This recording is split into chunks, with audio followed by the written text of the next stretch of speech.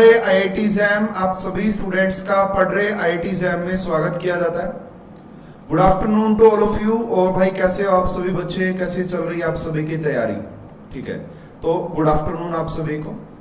तो आज जो टॉपिक हम डिस्कस कर रहे हैं, केमिकल काइनेटिक्स का टॉपिक डिस्कस कर रहे हैं। तो मैंने कल आपको काफी इंपॉर्टेंट टॉपिक पढ़ा दिया था, steady state approximation and mechanism of the reaction, कि उससे रिलेटेड कैसे कैसे क्वेश्चन आपसे पूछे जाते हैं। तो वो आपको ऑलरेडी काफी अच्छे से समझ में आ गया होगा।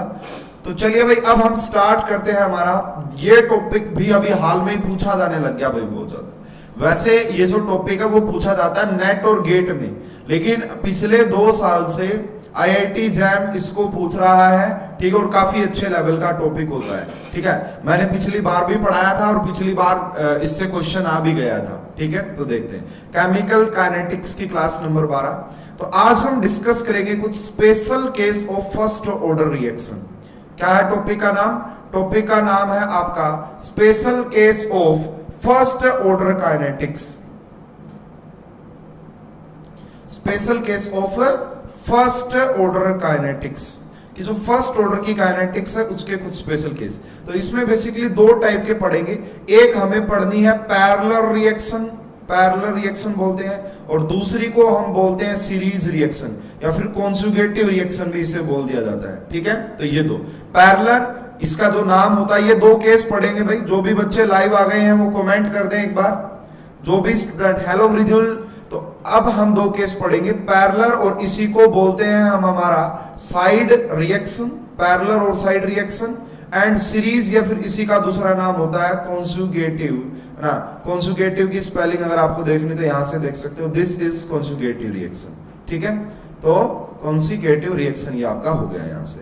तो ये 2 टॉपिक पढ़ने हैं। एक बात तो ये नोट कर लेनी कि this is related to first order, ये फर्स्ट ऑर्डर से रिलेटेड होती है, ये फर्स्ट ऑर्डर से रिलेटेड होती है। अब चलो जी स्टार्ट करते हैं। तो पहले हम स्टार्ट करते हैं हमारा यहाँ पे कि पहला जो पोर्शन है वो है हमारा पैरेलल और साइड रिएक्शन। पहला जो हमारा जो है पैरेलल एंड जिसे हम साइड रिएक्शन बोलते हैं।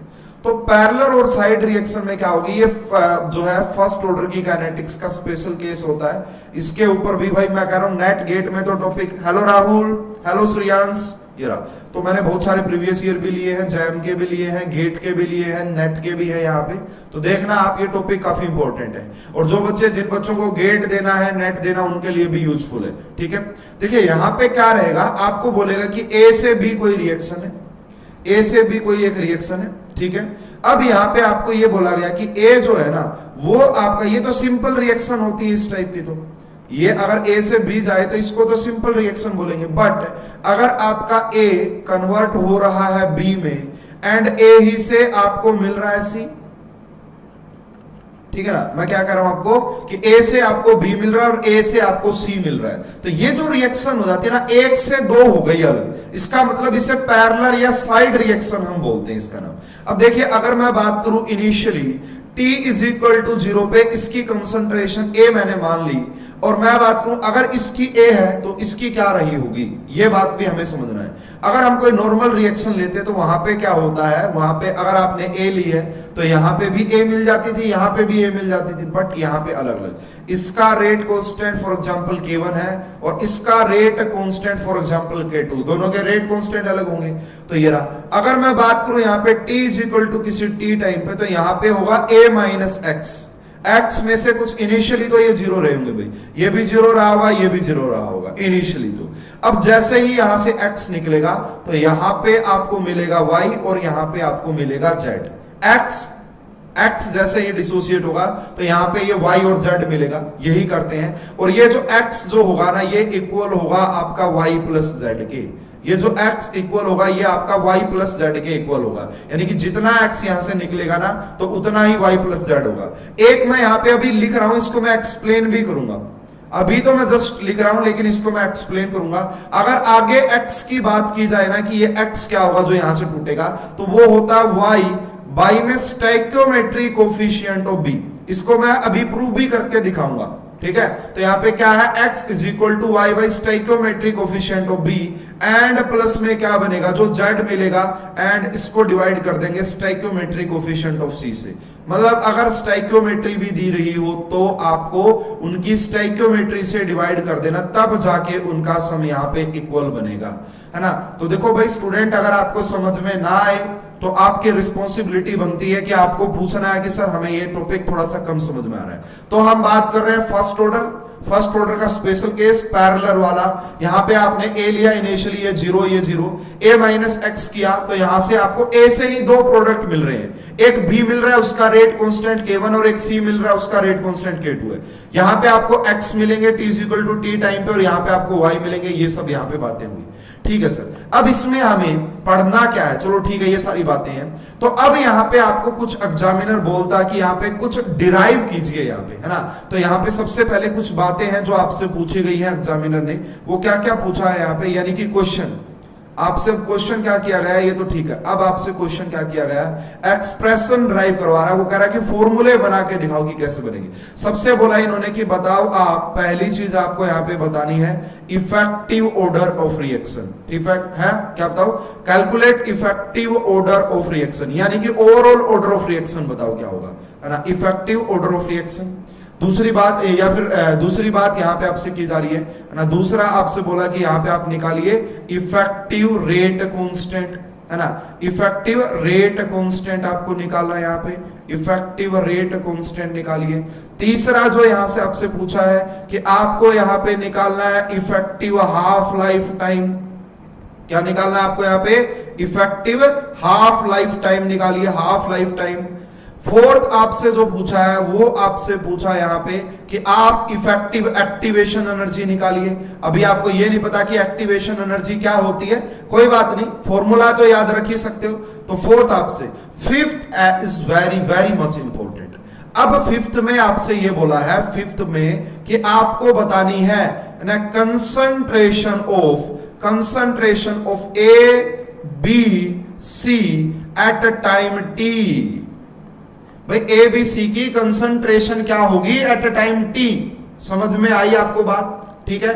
Concentration of A B and T at time T, this is very very much important. वैसे तो ये पूरा ही टॉपिक बहुत ज्यादा इंपॉर्टेंट है, स्पेशली उसमें से ये बहुत ज्यादा इंपॉर्टेंट है कि concentration of A B C at a time T पे क्या होगी। और सिक्स्थ चीज यहां से आपसे पूछी जा सकती है कि भाई ये देखो बी और सी बन रहा है ना, ये बताओ कि बी की कितनी परसेंट बनेगी और सी की कितनी परसेंट बनेगी। तो यहां पे आपसे भी पूछा जा सकता है कि percentage of B and C in the product, percentage of B and C in the product की क्या होगी। ये सब बातें आपसे पूछी जाएंगी पैरेलल रिएक्शन के लिए, इससे ज्यादा कुछ नहीं पूछा जाएगा चाहे कोई भी एग्जाम हो, ठीक है। तो सबसे पहले दोबारा से फर्स्ट ऑर्डर का एक स्पेशल केस है, यहाँ पे ए बी और सी में हो रहा है ये सब बातें, इसका ये फाइंड आउट करना। चलो जी, अब हम हमारे सॉल्यूशन की तरफ बढ़ते हैं और सोल्व करते हैं। सबसे पहले ये देखिए, अगर ये फर्स्ट ऑर्डर की काइनेटिक्स है तो क्या यहां से ये लिखा जा सकता है minus D A by D T किसके इक्वल रहेगा। देखो ये ए है ना, ये किसके इक्वल रहेगा, minus D A by D T. तो मैं क्या इसे ये लिख सकता हूं, देखो ये रेट ही तो है। तो पिछले इक्वेशन से याद रखना मेरी बात को, जो मैंने कल आपको पढ़ाया था वहां पे, देखिए अगर इसके लिए मैं R1 लिखूं, इसके लिए R1 क्या आएगा, इसके लिए R1 आएगा K1 इंटू में A। अगर मैं इसके लिए R2 लिखूं तो क्या आएगा, तो आप कहोगे जी K2 इंटू में A आ जाएगा। अगर मैं अब आपसे पूछ रहा हूं कि minus D A by D T क्या होगा, तो D minus D A by D T, इसका मतलब A देखो, A इस रिएक्शन में भी आ रहा है, रिएक्टेंट साइड ही आ रहा है, तो इसका मतलब क्या मैं ये लिख सकता हूं minus D A by D T होगा आपका K1 इंटू में ये, प्लस में क्या लिख सकता हूं आपका K2 इंटू में A। स्टूडेंट कमेंट करके बताओगे, स्टूडेंट कमेंट करके बताओगे। तो अगर मैं यहां से बात करूं तो क्या मैं ये बात लिख सकता हूं minus D A by D T is equal to क्या आ जाएगा आपका K1 प्लस K2 इंटू में क्या हो जाएगा एक ही कंसंट्रेशन। और ये जो K1 K2 है, देखो इसको मैं क्या लिख सकता हूं, R लिख सकता हूं, ये बन जाएगा आपका K इफेक्टिव एंड ये बन जाएगा आपका एक ही कंसंट्रेशन की पावर 1। तो this is rate law expression for parallel reaction. और यहाँ पे K इफेक्टिव की बात की जाए तो वो भी आपको पता लग गई होगी, उसमें भी आपको कोई प्रॉब्लम नहीं होगा। तो सबसे पहले है ना, पहली चीज आपसे जो पूछी थी वो यही था कि effective order of the reaction, वो तो 1 ही होगा, ऑर्डर तो 1 ही है, 1 है, मतलब इफेक्टिव रेट कांस्टेंट की बात कर रहा था यहां से। तो सेकंड जो चीज है, ये तो हमने रेट ला एक्सप्रेशन लिखा इसके लिए। दूसरा आपसे पूछा था कि यहाँ पे रेट, इफेक्टिव रेट कांस्टेंट क्या होगा, तो वो होगा हमारा K1 प्लस K2 के इक्वल, वो होगा हमारा K1 प्लस K2। समझ में आ रहा है? कमेंट करके बताओ समझ में आ रहा है। तो दूसरी चीज ये फाइंड आउट करनी थी। अगर ये अब हमने फाइंड आउट कर ली तो तीसरी चीज आपसे बोली है यहाँ पे, तीसरा जो पॉइंट बोला है वो है, समझ में आ रहा है? ओके, वो है आपका effective rate constant, sorry effective half life. देखो तीसरा क्या बोला आपसे कि इफेक्टिव हाफ लाइफ टाइम बताओ क्या होगा। तो हमें पता है हमारा नो प्रॉब्लम, नो प्रॉब्लम, किसी को कोई प्रॉब्लम नहीं होनी चाहिए। अब देखो यहां से मुझे ये टी इफेक्टिव चाहिए, तो टाइम ही तो चाहिए होगा ना। तो मैं क्या यहां से ये बात लिख सकता हूं कि 0.693, क्या मैं K1 की जगह ये लिख सकता हूं? स्टूडेंट ध्यान से देखिएगा, क्या मैं K1 की जगह ये लिख सकता हूं कि 0.693 बाई में हो जाएगा T1/2 फर्स्ट, T1/2 फर्स्ट। फिर मैं क्या K2 की जगह ये लिख सकता हूं 0.693, और ये क्या हो जाएगा आपका T1/2, है ना, T1/2 का सेकंड। स्टूडेंट यस, ये नो, समझ में आ रहा है मेरी पूरी बात? यस। तो देखिए यहां से क्या है कि आप एलसीएम वगैरह लोगे, सोल्व करोगे तो आपका आंसर आपके पास आएगा। तो मैं अब लिख देता हूं यहां पे फाइनली कि अगर आपको पैरेलल रिएक्शन के लिए इफेक्टिव हाफ लाइफ टाइम पूछा जाए तो इफेक्टिव हाफ लाइफ टाइम आएगा आपका 1 आएगा, 1 T1/2, T1/2 का फर्स्ट वाला एंड प्लस में क्या बनेगा यहाँ पे 1, एंड ये क्या बनेगा आपका T1/2 सेकंड वाला। तो this is effective rate constant, sorry this is effective half life time for parallel reaction. ठीक है स्टूडेंट, समझ में आ गया? तीसरा फार्मूला ये हमने यहां से ड्राइव कर लिया है। ये याद रखिएगा, फार्मूले ही पूछे जाते हैं, डायरेक्ट फार्मूले पूछता है। अगर फार्मूला याद रहा तो क्वेश्चन भी सोल्व हो जाता है, क्योंकि सिर्फ डाटा दिया रहता है। अगर आपको फार्मूला याद है तो आप एकदम से निकाल देंगे। तो देखो दो चीजें, ये हमने निकाला, ये हमने निकाला, ये हमने निकाला। इफेक्टिव एक्टिवेशन एनर्जी क्या होता है जी? इफेक्टिव एक्टिवेशन एनर्जी, तो ये आसान है भाई। इफेक्टिव एक्टिवेशन एनर्जी पहले मैं अभी आपको मैंने हालांकि एक्टिवेशन एनर्जी पढ़ाई नहीं है, लेकिन फॉर्मूला तो जरूर आपको पता ही होगा एक्टिवेशन एनर्जी का कि क्या होता है यहाँ पे। तो देखिए एक्टिवेशन एनर्जी का जो फॉर्मूला होता है यहां से, उसको हम लिखते हैं आपका किसके इक्वल लिखा जाता है वो, है ना। तो जो K होता है वो आपका इक्वल हो जाता है A आर्हीनियस कांस्टेंट E की पावर, है ना, E की पावर माइनस EA/RT। ये फार्मूला होता है भाई। हालांकि मैं इसको आगे सोल्व भी करवा दूंगा आपको, पूरा डिटेल डिस्कस करेंगे इसके बारे में, ठीक है ना, डिटेल डिस्कशन करेंगे इसके बारे में। तो यहाँ पे जो K है वो रेट कांस्टेंट होता है, K जो है आपका वो rate constant, A Arrhenius constant होता है। ये फार्मूला अगर आपको याद नहीं है तो एक बार सोच लो कि ऐसा कुछ होता है, एक्सप्लेन तो मैं करूंगा इसको। अब देखिए यहाँ पे, है ना, अब यहाँ पे K का मतलब क्या, इफेक्टिव रेट कांस्टेंट आएगा ना यहाँ पे। तो हमें पता है कि जो हमारा K इफेक्टिव है वो किसके इक्वल है, तो वो K1 प्लस में K2 के इक्वल है। तो K इफेक्टिव की जगह आप क्या लिख दो, A इफेक्टिव, यानी कि आर्हीनियस कांस्टेंट इफेक्टिव वाला, E की पावर माइनस EA, और EA कौन सा ये, है ना, माइनस EA/RT, ठीक है, EA बाई इफेक्टिव वाली एक्टिवेशन एनर्जी है ये किसके इक्वल हो जाएगी? K1 की जगह क्या लिखा जा सकता है, A1 इंटू में E की पावर माइनस ये, और ये भी फर्स्ट वाली, ठीक है, इंटू में RT। उसके बाद क्या लिखा जा सकता है, प्लस A2 इंटू में E की पावर माइनस AE2RT। क्या ये लिखा जा सकता है? बाई में RT है, ये ध्यान रख लेना भाई। ये जो है ना बाई में RT है, यहाँ पे मल्टीप्लाई में नहीं है, ये डिवाइड में RT होता है, ये फार्मूला है। अब यहां से अगर हम सोल्व करें इसको फाइनली, अगर इसको सोल्व किया जाए ना, इसका हम क्या करेंगे, एक्सपोनेंशियल वगैरह सोल्व करके, तो इसको जब आप सोल्व करेंगे तो क्या करेक्ट आंसर आता है स्टूडेंट, उसको देखना इंपॉर्टेंट है। तो आपने क्या किया, इसकी EA से मल्टीप्लाई कर दी और RT स्क्वायर से डिवाइड कर दिया। सर ये जो क्वेश्चन कल दिए थे उनके आंसर बता देना, ठीक है सूर्यांश, मैं वो भी बता दूंगा आपको, ठीक है, मैं वो भी बताऊंगा, लेकिन वो लास्ट में। जब आप फाइनली यहां से सोल्व करेंगे, ये आपका ये एक्टिवेशन एनर्जी इफेक्टिव है, तो जो फाइन आपको देखो, solution is not very much important, आपको फार्मूला याद रखना बड़ा ज्यादा इंपॉर्टेंट है। तो यहां से जो इफेक्टिव एक्टिवेशन एनर्जी का जो फार्मूला आएगा वो आएगा समीशन ऑफ किस किस का समीशन आ जाएगा भाई, यहाँ पे आपका, है ना, समीशन आएगा, एक मिनट, समीशन की जरूरत नहीं है यहाँ पे, समीशन की जरूरत नहीं है, सॉरी। तो यहाँ पे आप लिखो EA1 इंटू में K1 एंड प्लस में क्या आ जाएगा आपका EA2 इंटू K2, और इसको डिवाइड कर दोगे आप K1 प्लस K2 से, इसको आप डिवाइड कर दोगे K1 प्लस K2 से, तो ये हमारे पास फाइनली फार्मूला आ जाएगा। आपको ये फार्मूला याद रखना है, आपको ये इफेक्टिव एक्टिवेशन एनर्जी कब, किसी भी पैरेलल रिएक्शन के लिए, तो वो इसके इक्वल होती है। ठीक है, तो चलो देखो यहां से अभी तक क्वेश्चन पूछे नहीं गए भाई, लेकिन जब आएगा ना तो जबरदस्त वाला क्वेश्चन आएगा और बहुत सारे बच्चे नहीं कर पाएंगे। यस, मैंने कहा था, चलो ये भी हमने निकाला।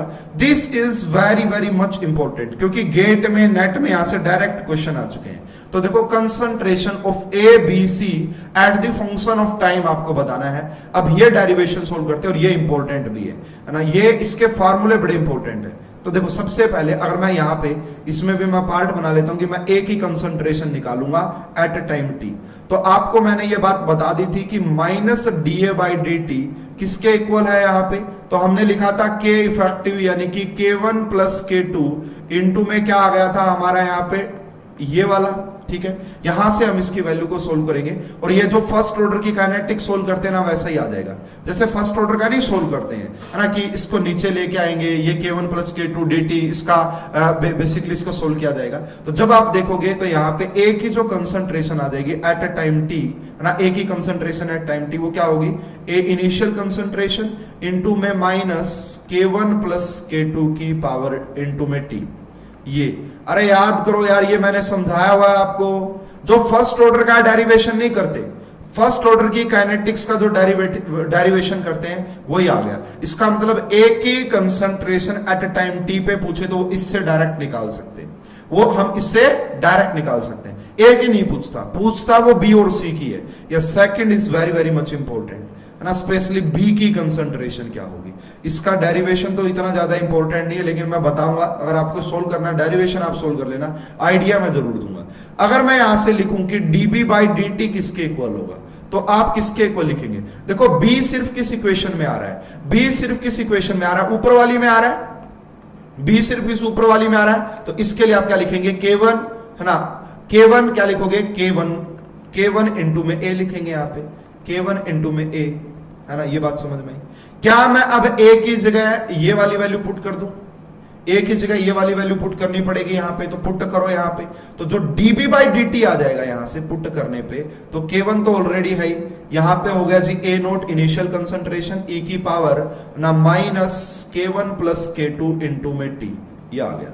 ठीक है, अब आपके पास यहां पे क्या बचेगा, यहां पे बचेगा आपका dB, है ना, dB, एंड यहां पे आपका पूरा बन गया ये आपका K1 इंटू में A नोट, ये दोनों तो कांस्टेंट है, एंड यहां पे आएगा e की power minus K1 plus K2 into में T, एंड इसका इंटीग्रेशन करोगे, इसका इंटीग्रेशन करो 0 से B, एंड इसका इंटीग्रेशन करो 0 से T, एंड जब आप इसका डेरिवेशन सोल्व कर लेंगे तो आपके पास जो फार्मूला आएगा वो मैं डायरेक्ट लिखता हूं और वो आपको याद होना चाहिए। तो जो B की कंसंट्रेशन आएगी टाइम T पे वो किसके इक्वल होगी, वो होगी आपका K1 इंटू में A नोट, ये तो बाहर निकलाएंगे कांस्टेंट है, उसके बाद नीचे आएगा K1 plus K2, K1 plus K2, ठीक है, उसके बाद यहां पे क्या आएगी वैल्यू 1, है ना, e की पावर माइनस, है ना, 1 e की power minus K1 plus K2 into में T, e की power minus K1 plus K2 into में T।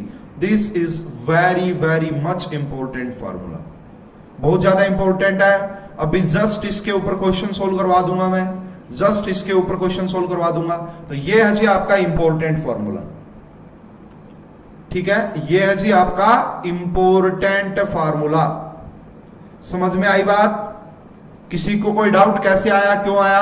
अगर आपको यहां पे ऐसे ही सी का निकालना हो तो डायरेक्ट बस करेंगे, क्योंकि बी और सी में कोई ज्यादा डिफरेंस नहीं आएगा।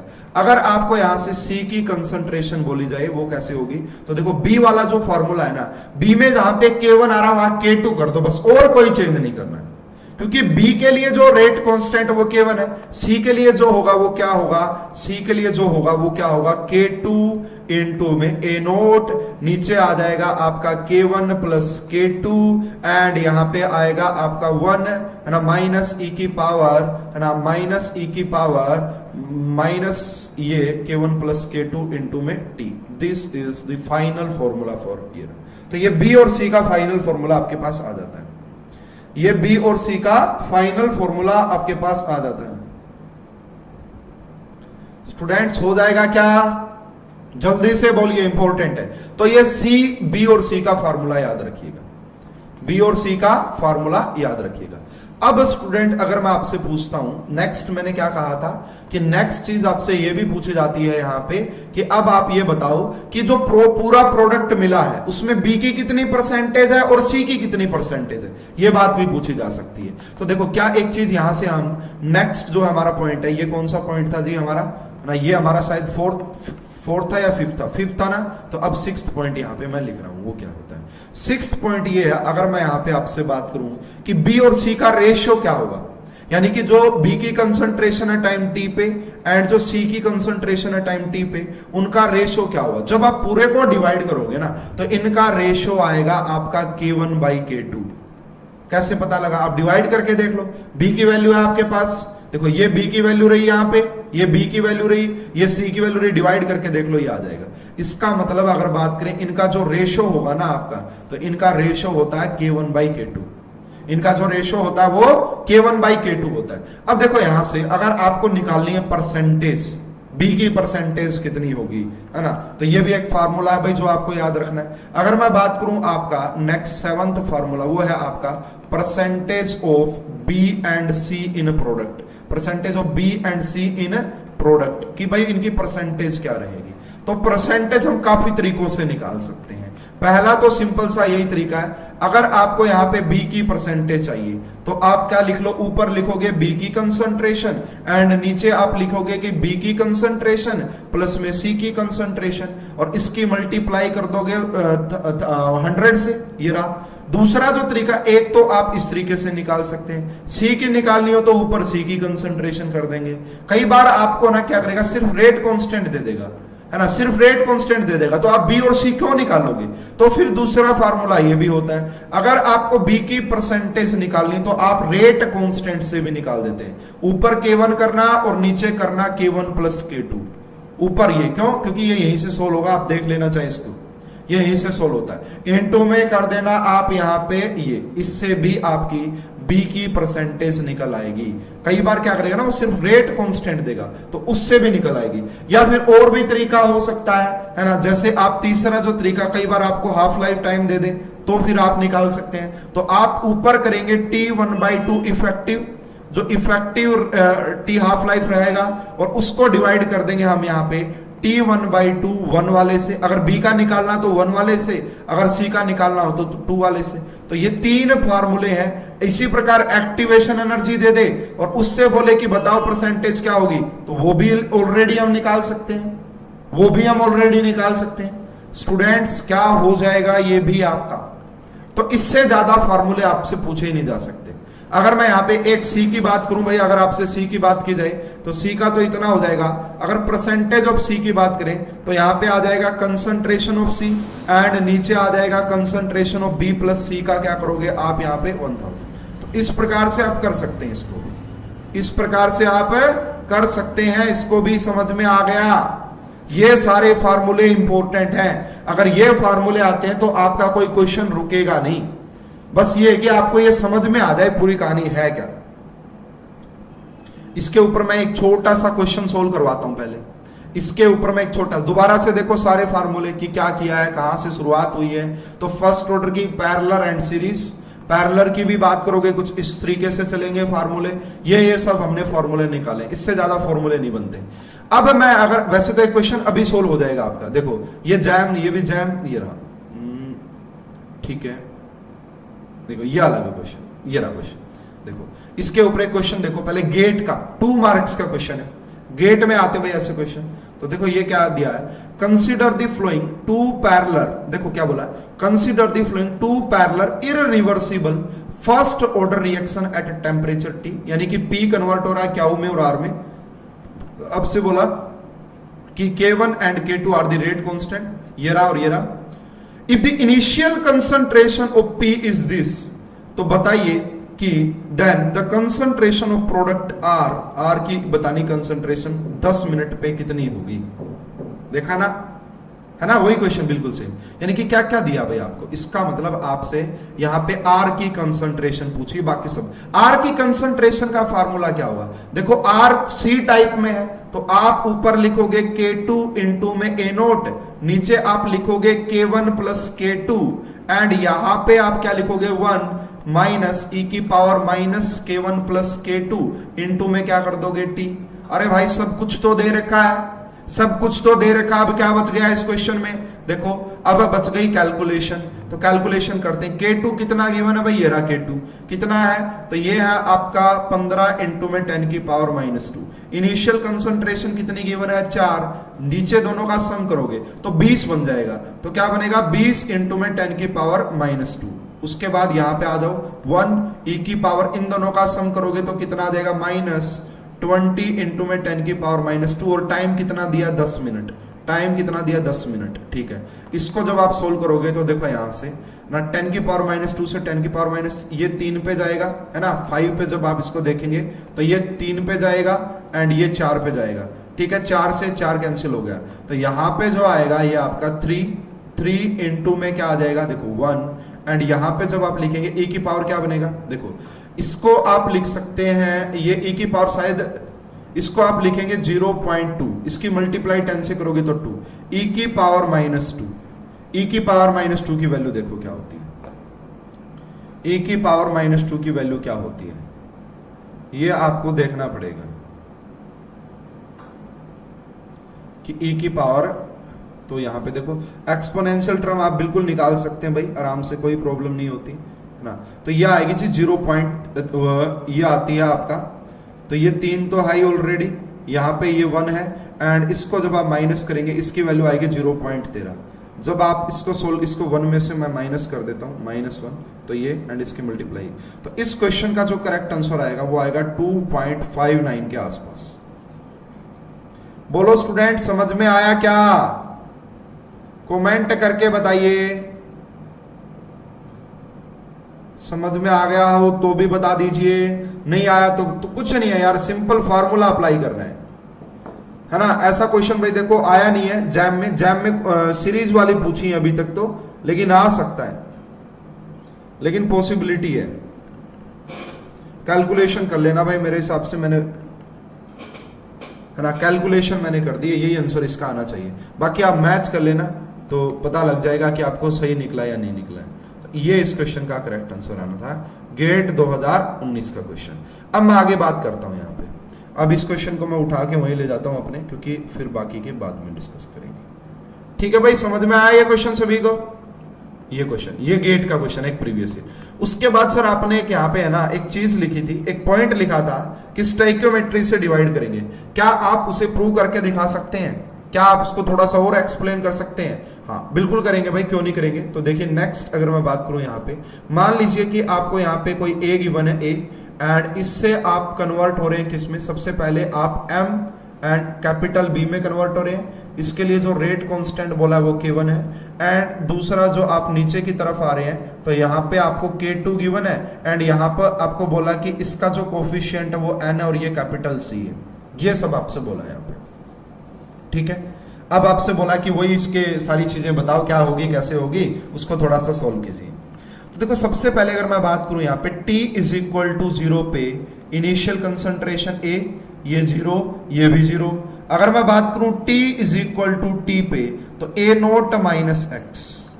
अब यहां से जो ये x है ना, ये आपका हो जाएगा x1 एंड ये आपका हो जाएगा x2, x1 और x2 होगा, है ना। वैसे तो आप कहोगे सर ये y है और ये आपका z है, हाँ वो तो है ही, y और z तो है, लेकिन मुझे अब स्टोइकियोमेट्री गिवन है ना, तो मैं इसको थोड़ा सा अलग तरीके से निकालूंगा, क्योंकि y की अलग वैल्यू आएगी यहाँ पे।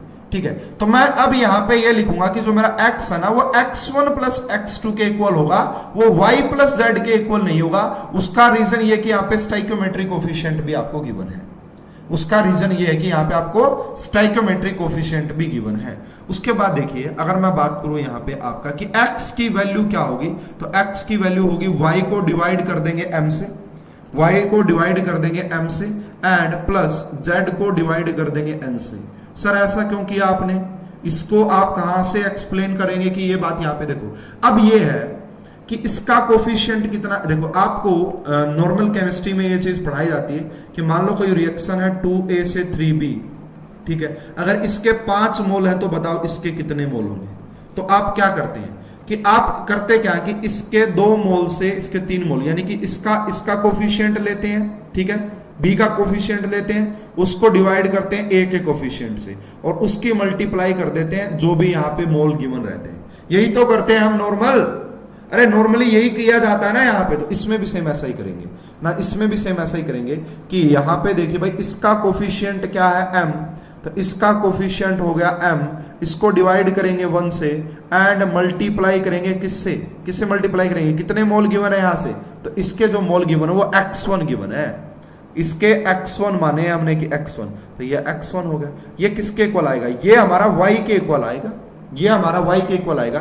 तो यहां से अगर y की बात की जाए, सॉरी यहां से अगर x1 की बात करें तो वो किसके इक्वल आ रहा है, वो आ रहा है y बाई m। सेम अगर आप इसके केस में बात करोगे यहाँ पे कि इसके कितने मिल रहे हैं n, तो आप कहोगे इसके n, इसको डिवाइड करोगे आप रिएक्टेंट के स्टोइकियोमेट्रिक कोफिशिएंट से 1 से एंड इसकी मल्टीप्लाई करोगे x2 से, और ये किसके इक्वल आ जाएगा, ये इक्वल आ जाएगा आपका z के इक्वल। तो यहां से x2 की वैल्यू किसके इक्वल आ गई, x2 की वैल्यू आ गई आपका z बाई r। अगर स्टोइकियोमेट्रिक कोफिशिएंट दिए रहे तब थोड़े से फार्मूलों में चेंज आ जाएगा, है ना। तो यहां से x की जो वैल्यू आएगी यहां पे वो आएगी, सर फिर से ओके कौन सा बताऊं, फिर से मैं कौन सा बताऊं मरीदुल, देखो मैं ये कह रहा हूं भाई अगर आपको कोई भी मोल कंसेप्ट में पढ़ाया जाता है ऐसा कि 2A से 3B, तो ये रिएक्शन ये कहती है कि 2A के 2 मोल से हमें 3 मोल B के मिलेंगे, फिर हम क्या लिखते हैं इसके 1 मोल से हमें 3/2 मोल्स मिलेंगे, बट एक्चुअल में कितने मोल होते हैं 5, इसलिए हम कहेंगे 3/2 × 5 मोल्स मिलेंगे। ऐसे ही तो करते हैं ना।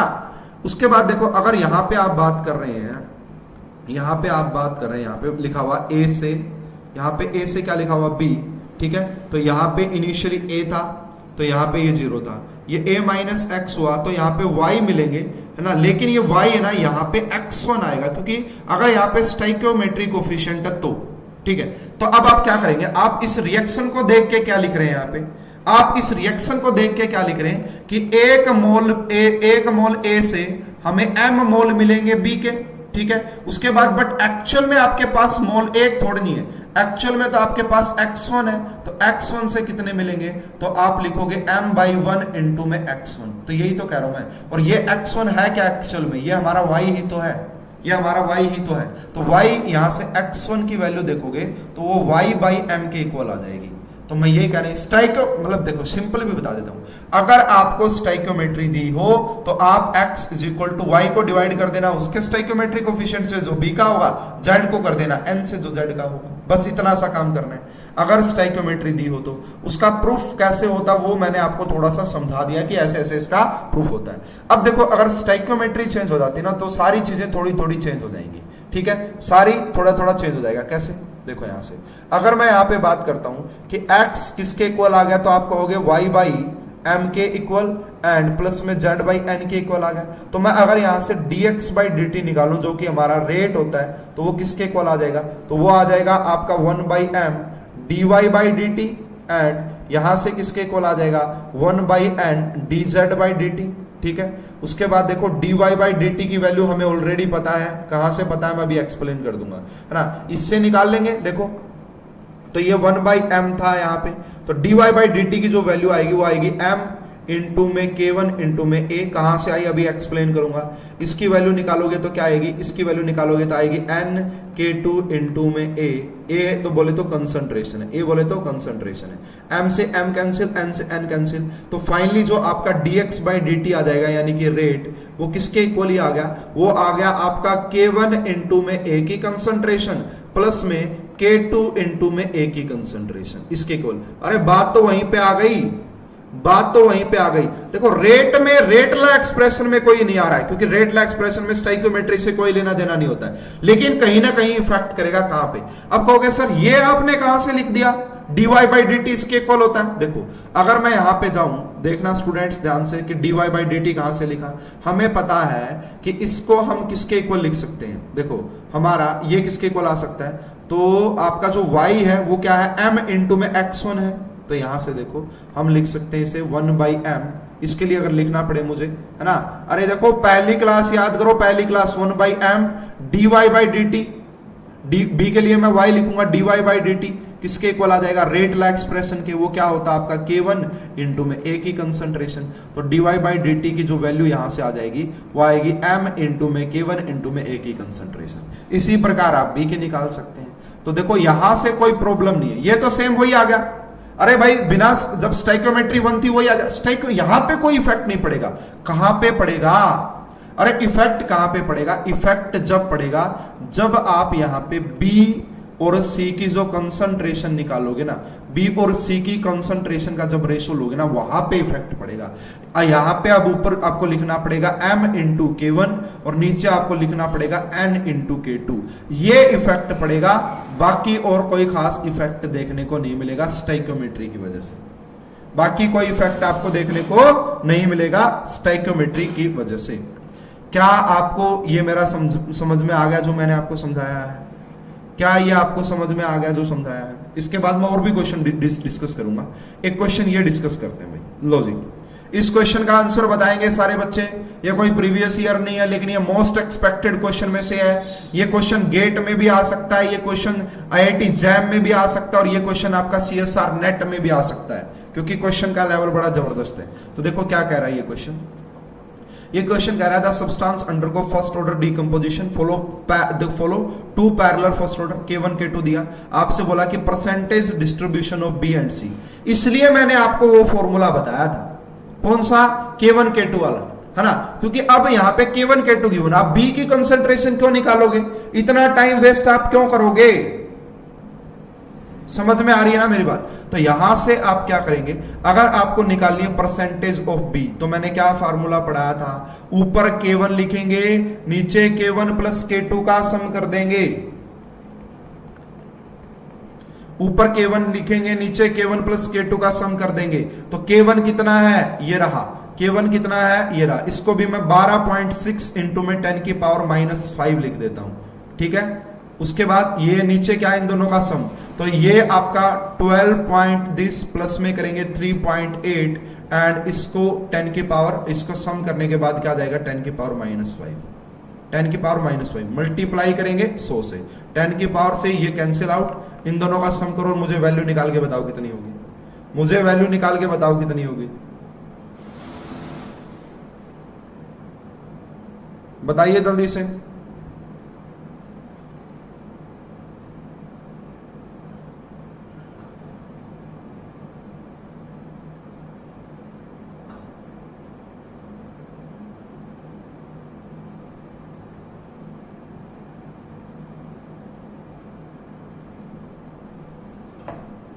अरे बताओ, अब तो कैलकुलेशन रह गई सिंपली, तो कैलकुलेशन मैं कर देता हूं भाई और आपका एग्जैक्ट आंसर बता दूंगा। कैलकुलेशन मैं कर देता हूं और आपको एग्जैक्ट आंसर बता दूंगा। तो ये कैलकुलेशन आएगी भाई आपका, अरे नहीं यार कहीं मिस्टेक कर दी आपने, ये तो है ही नहीं ऑप्शन में मेरे हिसाब से कुछ ऐसा तो ये आएगा 16.4, हाँ 16.4 को डिवाइड करो 12.6 इंटू में ये, इसको डिवाइड करो 16.4 से, तो इसका जो आंसर आ रहा है वो कितना आ रहा है, इसका आंसर बिल्कुल एग्जैक्ट आ रहा है, इसका आंसर आ रहा है आपका 76.82%, जिसे आप 83% बोल सकते हैं, है ना। तो ऐसा कौन सा ऑप्शन नजर आ रहा है जी यहाँ पे, ऐसा कौन सा ऑप्शन नजर आ रहा है, क्या ये होगा क्या नहीं होगा, क्या ये होगा क्या नहीं होगा, क्या ये होगा क्या नहीं होगा, ये डायरेक्ट। और अगर बी की इतनी आ गई तो सी की निकालने के लिए 100 में से माइनस कर देंगे, अगर बी की इतनी आ गई तो सी के निकालने के लिए 100 में से माइनस कर देंगे। तो this is most expected question. देखो आईआईटी एग्जाम में पैरेलल के क्वेश्चन नहीं पूछे हैं, सीरीज के जरूर पूछे हैं। पैरेलल का आ जाए तो इस तरीके से कर देना। अभी भी मैं पैरेलल में डिटेल में पढ़ाऊंगा भाई, ये नेट गेट लेवल तक का पढ़ा रहा हूं आपको। पहले क्वेश्चन नहीं आते थे, अभी आने लग गए इनके ऊपर। नेक्स्ट क्वेश्चन देखिए, नेक्स्ट क्वेश्चन एक और पैरेलल का एक और क्वेश्चन करवाऊंगा, उसके बाद सीरीज पे चलेंगे। एक क्या 2-3 और क्वेश्चन करवाएंगे, उसके बाद सीरीज पे चलेंगे, ठीक है ना। तो पैरेलल के भी काफी ज्यादा इंपॉर्टेंट होती है, उसके बाद सारे क्वेश्चन सीरीज के ही हैं। तो एक और एग्जांपल पैरेलल का इंपॉर्टेंट है, ये वाला भी वेरी मतलब हाई लेवल का क्वेश्चन है, एडवांस लेवल का। यहां से इन्होंने कहा कि आपके पास ए है, और ए से आप कन्वर्ट हो रहे हो A1 में, ठीक है, यहां से आप कन्वर्ट हो रहे हो A2 में, यहां से आप कन्वर्ट हो रहे हो A3 में, यहां से आप कन्वर्ट हो रहे हो A4 में, और ऐसे ऐसे ही आप यहां पे कन्वर्ट हो रहे हो किसके अंदर, ऐसे ऐसे जाते जाते आप कन्वर्ट हो रहे हो AN के अंदर, ठीक है, AN के अंदर आप कन्वर्ट हो रहे हो। तो यहां से आपसे बोला गया है यहां पे कि अगर इसका रेट कांस्टेंट K1 है एंड इसकी एक्टिवेशन एनर्जी E1 है, इसका रेट कांस्टेंट K1 और इसकी एक्टिवेशन एनर्जी K2 है, उसके बाद बोला गया कि इसका जो रेट कांस्टेंट है वो अगर K2 है एंड इसकी एक्टिवेशन एनर्जी आपका अगर E2 है, क्या है आपकी E2, उसके बाद इसका बोला गया कि इसका जो रेट कांस्टेंट है वो ये है, ठीक है, K3 इनटू में इसकी एक्टिवेशन एनर्जी है, इसका रेट कांस्टेंट 16 K4 है एंड इसकी एक्टिवेशन एनर्जी ये है, और लास्ट में बोला गया कि अगर इसका रेट कांस्टेंट n का स्क्वायर इनटू में Kn है, Kn, एंड यहां पे जो इसकी एक्टिवेशन एनर्जी वो En है, तो यहां पे वही सेम ड्राइव कीजिएगा, सारे फॉर्मूले ड्राइव करो। कौन कौन से ड्राइव करने हैं, यहां पे आपको बताना कि इसका K इफेक्टिव क्या होगा, यहां पे आपको बताना कि इसका T हाफ लाइफ इफेक्टिव क्या होगा, ठीक है, इफेक्टिव क्या होगा।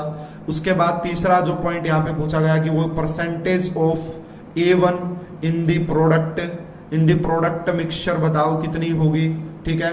फिर आपसे यहाँ पे फोर्थ पूछा गया है यहाँ पे, है ना, क्या यहाँ पे देखो एक और कि इफेक्टिव एक्टिवेशन एनर्जी बताओ क्या होगी। उसके बाद आपसे बोला गया है कि जो A2/A4 है उनकी कंसंट्रेशन का रेशियो किसके इक्वल आएगा। मतलब कुछ भी पूछा जा सकता है, कहने की बात, कुछ भी आपसे पूछा जा सकता है।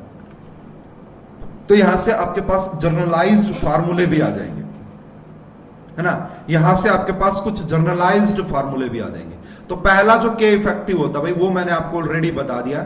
अगर कोई भी पैरेलल रिएक्शन रही हो तो उसके लिए जो K इफेक्टिव होता है वो होता है आपका KI। क्या होता है वो आपका KI। जैसे आपने देखा ना कि K1 प्लस K2 के इक्वल आ रहा था। अगर 2 गिवन थे तो 2 का सम, अगर n गिवन हो गए तो n का सम कर देंगे, है ना। इसका मतलब अगर K इफेक्टिव आपको निकालना चाहते हो इसका सम कैसे आएगा। पहले आपका 4 गिवन है, 4K गिवन है, इसमें मैंने कुछ मिस्टेक तो नहीं कर दी ना, तो इसको आप ना K मानो यार, इसको, ठीक है, इसको आप K मानिए, स्क्वायर वगैरह कुछ मत कीजिए यहां पे, ठीक है। n का स्क्वायर ये K है पूरा, ओवरऑल क्या है ये K माना है यहां पे, मतलब 1 नहीं है, ये K है, ये भी K है, यहाँ पे ये भी K है, ये भी आपका K है, और ये K नहीं, ये K है, इस तरीके से। तो आप यहां पे देखेंगे तो पहले लिखेंगे K, उसके बाद आप यहाँ पे क्या लिख रहे होंगे, उसके बाद आप लिखेंगे 4K, उसके बाद आप यहाँ पे लिख रहे होंगे 9K, उसके बाद आप यहाँ पे लिख रहे हो 16K, एंड लास्ट में जाते जाते आप क्या लिख रहे हो यहाँ पे n स्क्वायर इनटू में K। तो क्या मैं यहाँ से K कॉमन ले लूं, जैसे ही आप K कॉमन लोगे तो ये आएगा 1, ये आएगा आपका 2 का स्क्वायर, प्लस में ये आएगा आपका 3 का स्क्वायर, प्लस में ये आएगा आपका 4 का स्क्वायर, और ऐसे ऐसे ये जाएगी आपका n का स्क्वायर।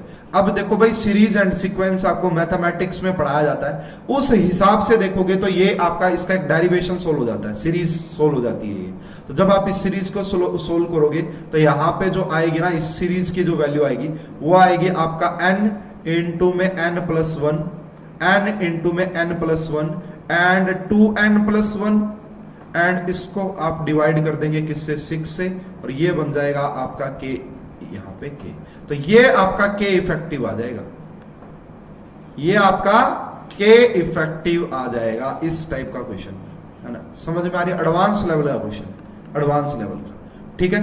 दूसरी बात आपसे यहाँ पे फॉर एग्जांपल हम निकाल लेते हैं इफेक्टिव एक्टिवेशन एनर्जी इफेक्टिव, तो उसका जो जर्नलाइज्ड फार्मूला यहाँ पे होता है वो क्या होता है, वो होता है समीशन करेंगे यहाँ पे, है ना, A इसका एंड KI, क्योंकि मैंने ये ऑलरेडी फार्मूला पीछे निकाल के बताया है, और इसको डिवाइड कर देंगे समीशन ऑफ KI से। ये इसका जर्नलाइज्ड फार्मूला होता है एक्टिवेशन एनर्जी का। तो इसको भी सोल्व किया जाएगा, कहां से, अब देख लो यार, पीछे निकाली तो थी, वहां पे भी तो यही आया था कि K1 इंटू में EA1 प्लस K2 इंटू में EA2, और उसको डिवाइड कर दिया था K1 प्लस K2 से, तो सेम है। अब यहां पे भी अगर हम डिवाइड करें, इसको सोल्व करें, तो यहां से आप लिखेंगे, पहले तो आप कांस्टेंट लिखेंगे, वो तो K है, यहां पे आप एनर्जी को E लिखेंगे, यहां पे आप एनर्जी को क्या लिखेंगे, E लिखेंगे, और उसके बाद यहां से जो इक्वेशन बनेगी, यहां से जो इक्वेशन बनेगी वो क्या बनेगी उसकी बात मैं कर रहा हूं यहां पे, कि यहां से जो इक्वेशन बनेगी वो क्या बनेगी। तो यहाँ पे E एनर्जी, मान लो कि एनर्जी हो गई E, तो यहाँ पे आ जाएगा जी आपका, यहाँ पे क्यूब में बात चलेगी, 1 का क्यूब बनेगा, 2 का क्यूब बनेगा एंड 3 का क्यूब बनेगा। एक मिनट में उसको थोड़ा सा करेक्ट करना चाहूंगा यार, वो स्टार्टिंग में मिस्टेक गलती से लिखा गया है, नहीं तो आप फिर कंफ्यूज हो जाओगे। मैं उसको एक बार करेक्ट करता हूँ कि क्या कहानी है। और नीचे वाले इसका तो सम हमें पता ही है, नीचे वाले का तो हमें पता ही है कि क्या n इंटू n प्लस 1 है ना, यहाँ पे 2n प्लस 1 और इसको डिवाइड कर दिया 6 से इंटू k, ये तो हमने निकाला हुआ है। तो k से k कैंसिल कर दो एक बार, यहाँ पे k से k कैंसिल कर दोगे, अब ये सीरीज बनेगी पूरी, इस सीरीज की भी वैल्यू होगी। और जब फाइनली आप सोल्व करोगे, फाइनली मैं आप बता रहा हूं यहाँ से, तो जो फाइनली आप इस सीरीज की वैल्यू सोल्व करने के बाद तो जो आएगी n इंटू में n प्लस 1, n इंटू में n प्लस 1, नीचे आएगा 2n plus 1, 2n plus 1 and ऊपर आएगा 3e/2। क्या आएगा? 3e/2। यहाँ पे E क्या है? E एक्टिवेशन एनर्जी है। देखो यहाँ पे इस क्वेश्चन में जो मिस्टेक हुई है ना वो ये है, यहाँ पे तो ठीक है 4 है, ये यहाँ पे जो ये E गिवन है सिर्फ E, ये आपका 2e गिवन है। ये कितनी गिवन है? 2e गिवन है। ये आपका E3 नीचे नहीं है, ये आपका 3e है, जब तो क्यूब बनेगा ना 3e। और यहां पे ये जो आपको गिवन है ये आपका गिवन है 4e, और यहां पे जो आपको En नहीं गिवन है, Ne गिवन है, Ne, तब जाके ये इक्वेशन यहां पे बनती है। ठीक है, तो इसको सोल्व करोगे तो आपके पास ये वाला फार्मूला आ जाएगा। किसी को कोई डाउट प्रॉब्लम हो तो जल्दी से पूछ ले भाई, किसी को कोई डाउट हो प्रॉब्लम हो तो पूछ सकता है। नेक्स्ट मैं इसी प्रकार से यहाँ पे तीसरा जो निकाल सकता हूं वो T इफेक्टिव निकाल सकता हूं, T1/2 निकाल सकता हूं। तो T1/2 इफेक्टिव की अगर आप बात करोगे वो किसके इक्वल आएगा, तो उसका भी जर्नलाइज्ड फॉर्मूला हमने पढ़ा है। वो क्या होता है कि जो 1/T1/2 इफेक्टिव होता है ना वो किसके इक्वल हो जाता है, तो वो इक्वल हो जाता है आपका समीशन ऑफ ये, एंड यहां पे कर देते हैं आपका T1/2 की पावर I, इसके इक्वल आ जाता है। तो यहां से भी सोल्व कर सकते हैं। वैसे ही फोर्थ आपसे क्या पूछा था कि परसेंटेज ऑफ A1, तो वो किसके इक्वल आ जाएगी? वो आ जाएगी आपका ऊपर के एंड नीचे के इफेक्टिव एंड मल्टीप्लाई कर देंगे 100 से, मल्टीप्लाई कर देंगे 100 से। जब यहाँ पे k की वैल्यू पुट करोगे, k की वैल्यू एंड यहाँ पे k इफेक्टिव की वैल्यू पुट करोगे तो सोल्व करने पे ही आएगा आपका 600, और डिवाइड करोगे n इंटू में n प्लस 1 एंड आपका 2n प्लस ये 1। ठीक है, उसके बाद फिफ्थ आपसे क्या पूछा था, यहाँ पे फिफ्थ आपसे बोला था कि जो A2 की कंसंट्रेशन है एंड जो A4 की कंसंट्रेशन वो बताओ क्या होगी। तो अब यहाँ पे हमें स्टोइकियोमेट्री देखनी पड़ेगी। A2 की अगर आप बात करोगे ना, यहाँ पे आपको 4K गिवन था।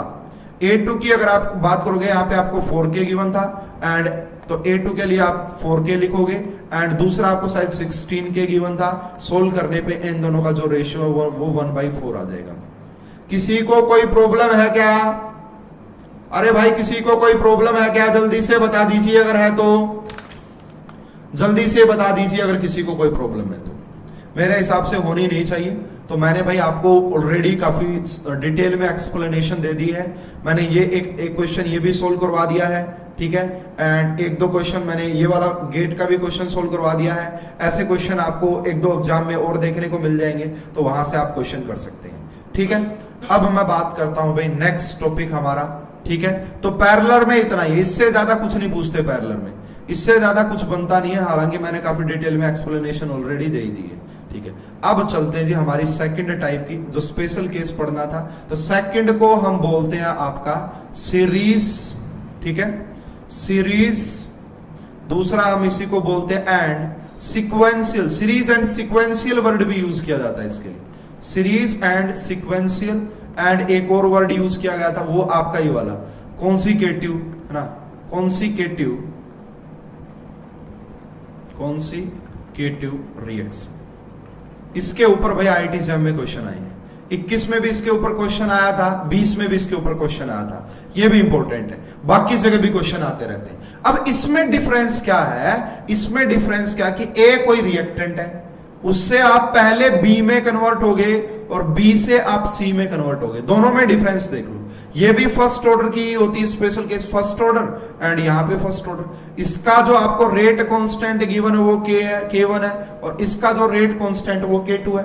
तो अगर मैं बात करूं यहां पे t इज इक्वल टू 0 पे, तो इसकी इनिशियल कंसंट्रेशन A, ये भी 0 और ये भी 0, ठीक है। अगर मैं बात A नोट मान लो इनिशियल कंसंट्रेशन, ये इसमें कंफ्यूज नहीं होना भाई इन छोटी छोटी बातों में, A माने या A नोट माने, जो मर्जी हो वो मान लेना, आंसर वैसा ही आएगा। यहां पे आप लिखोगे A नोट माइनस एक्स। अब ध्यान से देखना कि यहां से x में से यहां पे आपको क्या मिलेगा y, लेकिन वो y उतना ही मिलेगा, देखो यहां पे y मिलेगा और यहां पे आपको मिलेगा y।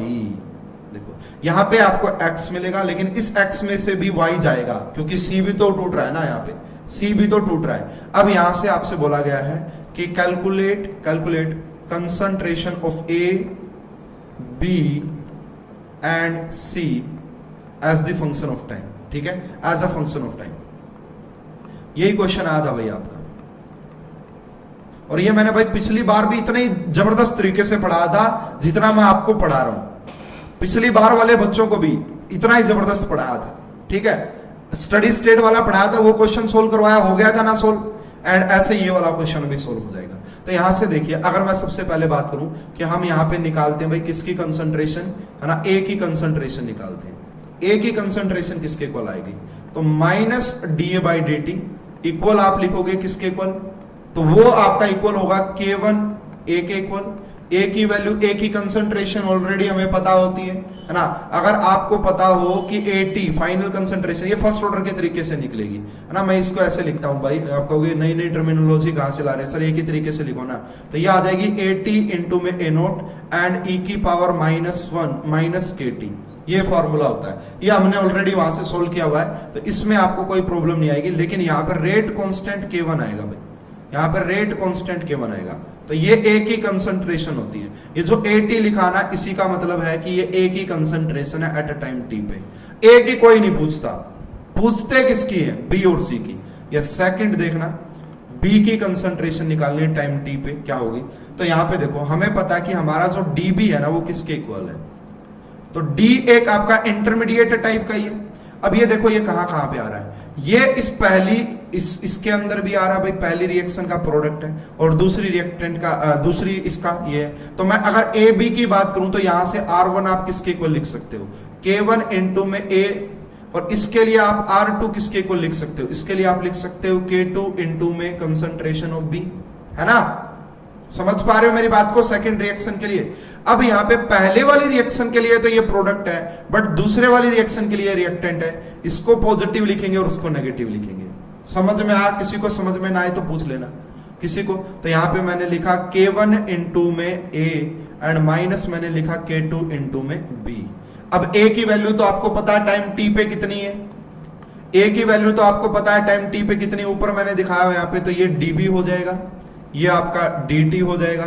यहाँ पे K1 एंड इसकी जगह आप लिखेंगे A नोट इंटू में e की पावर माइनस K1t, ठीक है, माइनस आप लिखेंगे यहाँ पे K2 इंटू में B। तो अब K1 K2 इनको अलग अलग कर लो, हमें फाइनली फार्मूला सोल्व करना है यहाँ पे।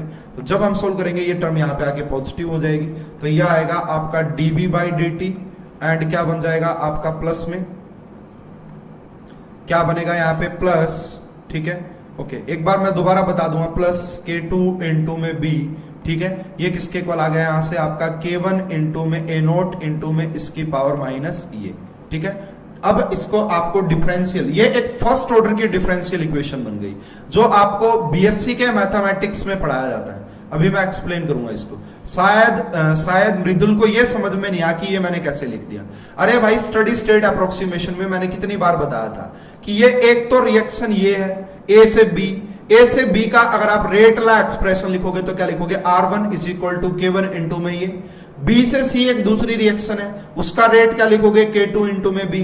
अब पहले वाली रिएक्शन के लिए A से B के लिए तो B प्रोडक्ट है एंड B से C के लिए B रिएक्टेंट है। है ना, और हमने जो dB बाई dt माना वो पॉजिटिव माना, प्रोडक्ट माना है। अगर ये पहले में प्रोडक्ट है इसलिए इसको पॉजिटिव लिख दिया, दूसरे में ये रिएक्टेंट है इसलिए इसको नेगेटिव लिख दिया। तो जैसे ही नेगेटिव लिखा हमारे पास आ गया जी ये वाला फॉर्मूला। अब ये जो आया है ना, ये एक फर्स्ट ऑर्डर की डिफरेंशियल इक्वेशन बन गई, फर्स्ट ऑर्डर की डिफरेंशियल। देखो ऐसा कुछ पढ़ाया जाता है ना आपको मैथमेटिक्स में, किसी को ना पता हो तो कोई दिक्कत नहीं है ना। dy बाई dx प्लस में हम यहाँ पे हम लिखते हैं p ना, x इंटू में y कुछ ऐसे करके लिखा जाता है भाई, और इक्वल आ जाता है वो qx के। और इसका जो सॉल्यूशन होता ना, ये फर्स्ट ऑर्डर की डिफरेंशियल इक्वेशन बन गई। यहाँ पे क्या बन गई आपका? First order differential equation, first order differential equation बन गई। इसका सोल्व करने पे जो फाइनल फार्मूला आ जाएगा आपके पास, वो याद रखना बस, आपको फार्मूला याद रखना, आपसे फार्मूला ही पूछता बस, वो आएगा। अगर आपको यहाँ पे किसकी बात करनी थी, बी की कंसंट्रेशन चाहिए थी ना, तो बी की कंसंट्रेशन का फार्मूला आता है यहाँ पे, बी है तो यहाँ पे K1 इंटू में A नोट, क्या करोगे? K1 इंटू में A नोट, नीचे डिवाइड कर दोगे K2 माइनस K1 से, नीचे डिवाइड कर दोगे K2 माइनस K1 से, एंड यहाँ पे जो आएगा आपका वो e की power minus K1 into T, है ना, एंड क्या आ जाएगा आपका माइनस e की पावर K2 इंटू टी। ये आपके पास फाइनल फार्मूला बनेगा जो आपको याद रखना है। ये आपके पास फाइनल फार्मूला बनेगा जो आपको याद रखना है। ये क्वेश्चन, ये फार्मूला ही डायरेक्ट पूछा था भाई, ये फार्मूला डायरेक्ट पूछ लिया जैम 2021 में। और ऐसे ही हम सी की कंसंट्रेशन निकालेंगे।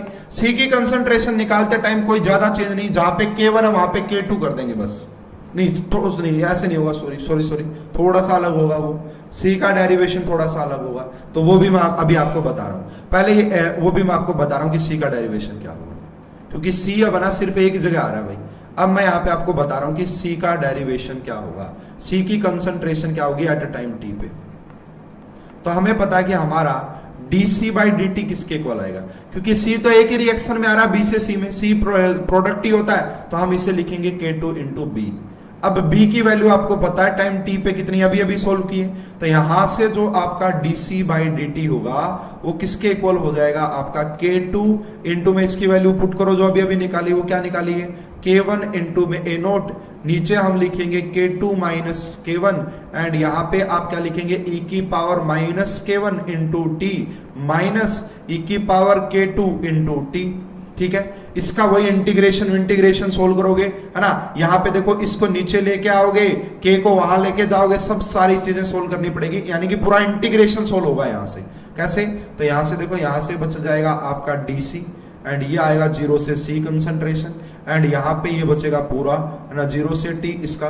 और इंटीग्रेशन सोल्व करने के बाद जो फाइनल आपके पास फार्मूला आएगा, जो आपको याद रखना है, वो क्या रखना है कि c की जो कंसंट्रेशन आ जाएगी वो क्या होगी, C की जो कंसंट्रेशन होगी वो होगी K1 K2 into A note, K1 K2 into A note, है ना, माइनस K2 माइनस K1, ठीक है। यहां पे आएगा आपका 1 माइनस e की पावर माइनस K1t, इसको डिवाइड कर देंगे K1 से, ठीक है।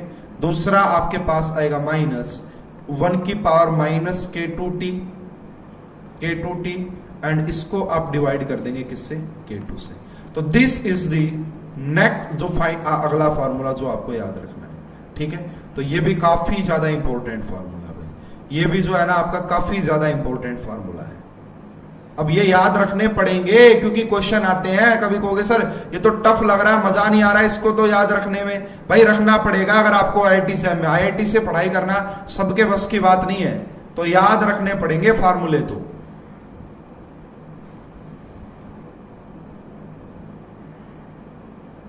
बोलिए, किसी को कोई डाउट है अभी तक इन फार्मूलों में? अब देखो इसके ऊपर देखना क्वेश्चन, अभी मैं और भी पढ़ाऊंगा, अभी डेरिवेशन बचता है भाई, इसमें काफी इंपॉर्टेंट डेरिवेशन पढ़ाने अभी तो मुझे। तो आपको यहाँ पे A B ये वैल्यू आ गई। एक क्वेश्चन देखो पहले, मुझे बताओ, ये आपका है जी जैम 2021 का तीसरा क्वेश्चन आ गया, बाकी मैं सारे सोल्व करवा चुका हूं आपको, मतलब दोनों क्वेश्चन। तो ये क्वेश्चन क्या कहता है, 30 नंबर 2 नंबर का क्वेश्चन था MCQ। ये कह रहा है जैम 2021, x से y गए, y से z गए, इसका जो रेट कांस्टेंट है वो kx है, इसका ky है। C note is the initial concentration of x, concentration of x y z at time t is cx cy cz, तो बताइए कि y की कंसंट्रेशन क्या होगी, यानी कि जो b की कंसंट्रेशन है ना वो पूछ रहा है। आंसर बताओ क्या होगा भाई, आंसर बताइए क्या होगा इस क्वेश्चन का, बता सकते हो। और देख लो भाई, कोई तीर नहीं मारने थे, सिर्फ याद रखना था, और याद रहता है प्रैक्टिस से, रिवीजन से। तो लास्ट में प्रैक्टिस और रिवीजन बड़ी काम आती है आपको, तो वो अगर आपको याद होगा तो कोई भी आपका रोक ही नहीं सकता है सिलेक्शन। तो देख लो केमिकल काइनेटिक्स के, और देख लो भाई, कोई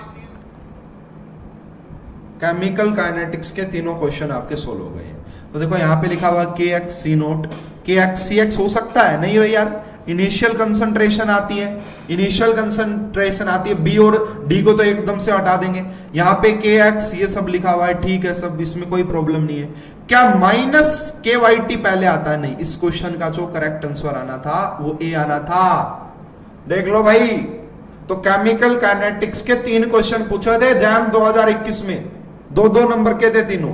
पहला क्वेश्चन था हाफ लाइफ मेथड, वो मैंने सोल्व करवाया। दूसरा क्वेश्चन था स्टडी स्टेट अप्रोक्सीमेशन, वो मैंने सोल्व करवाया। और तीसरा क्वेश्चन था ये। बताओ भाई, क्लियर है? क्लियर है? समझ में आ गई बात? अभी आगे भी बात करेंगे और भी अच्छे अच्छे क्वेश्चन। वैसे चलो एक बार और देखते हैं, लेकिन भाई ये क्वेश्चन भी बहुत इंपॉर्टेंट है, जैम 2020 का, लेकिन इसको लिए थोड़ा सा इंतजार बस। एमएसक्यू टाइप का क्वेश्चन था, बहुत अच्छा क्वेश्चन, एडवांस लेवल का क्वेश्चन, ठीक है। इसके लिए अब देखो गेट 2020 का क्वेश्चन, गेट 2020 का क्वेश्चन क्या पूछा।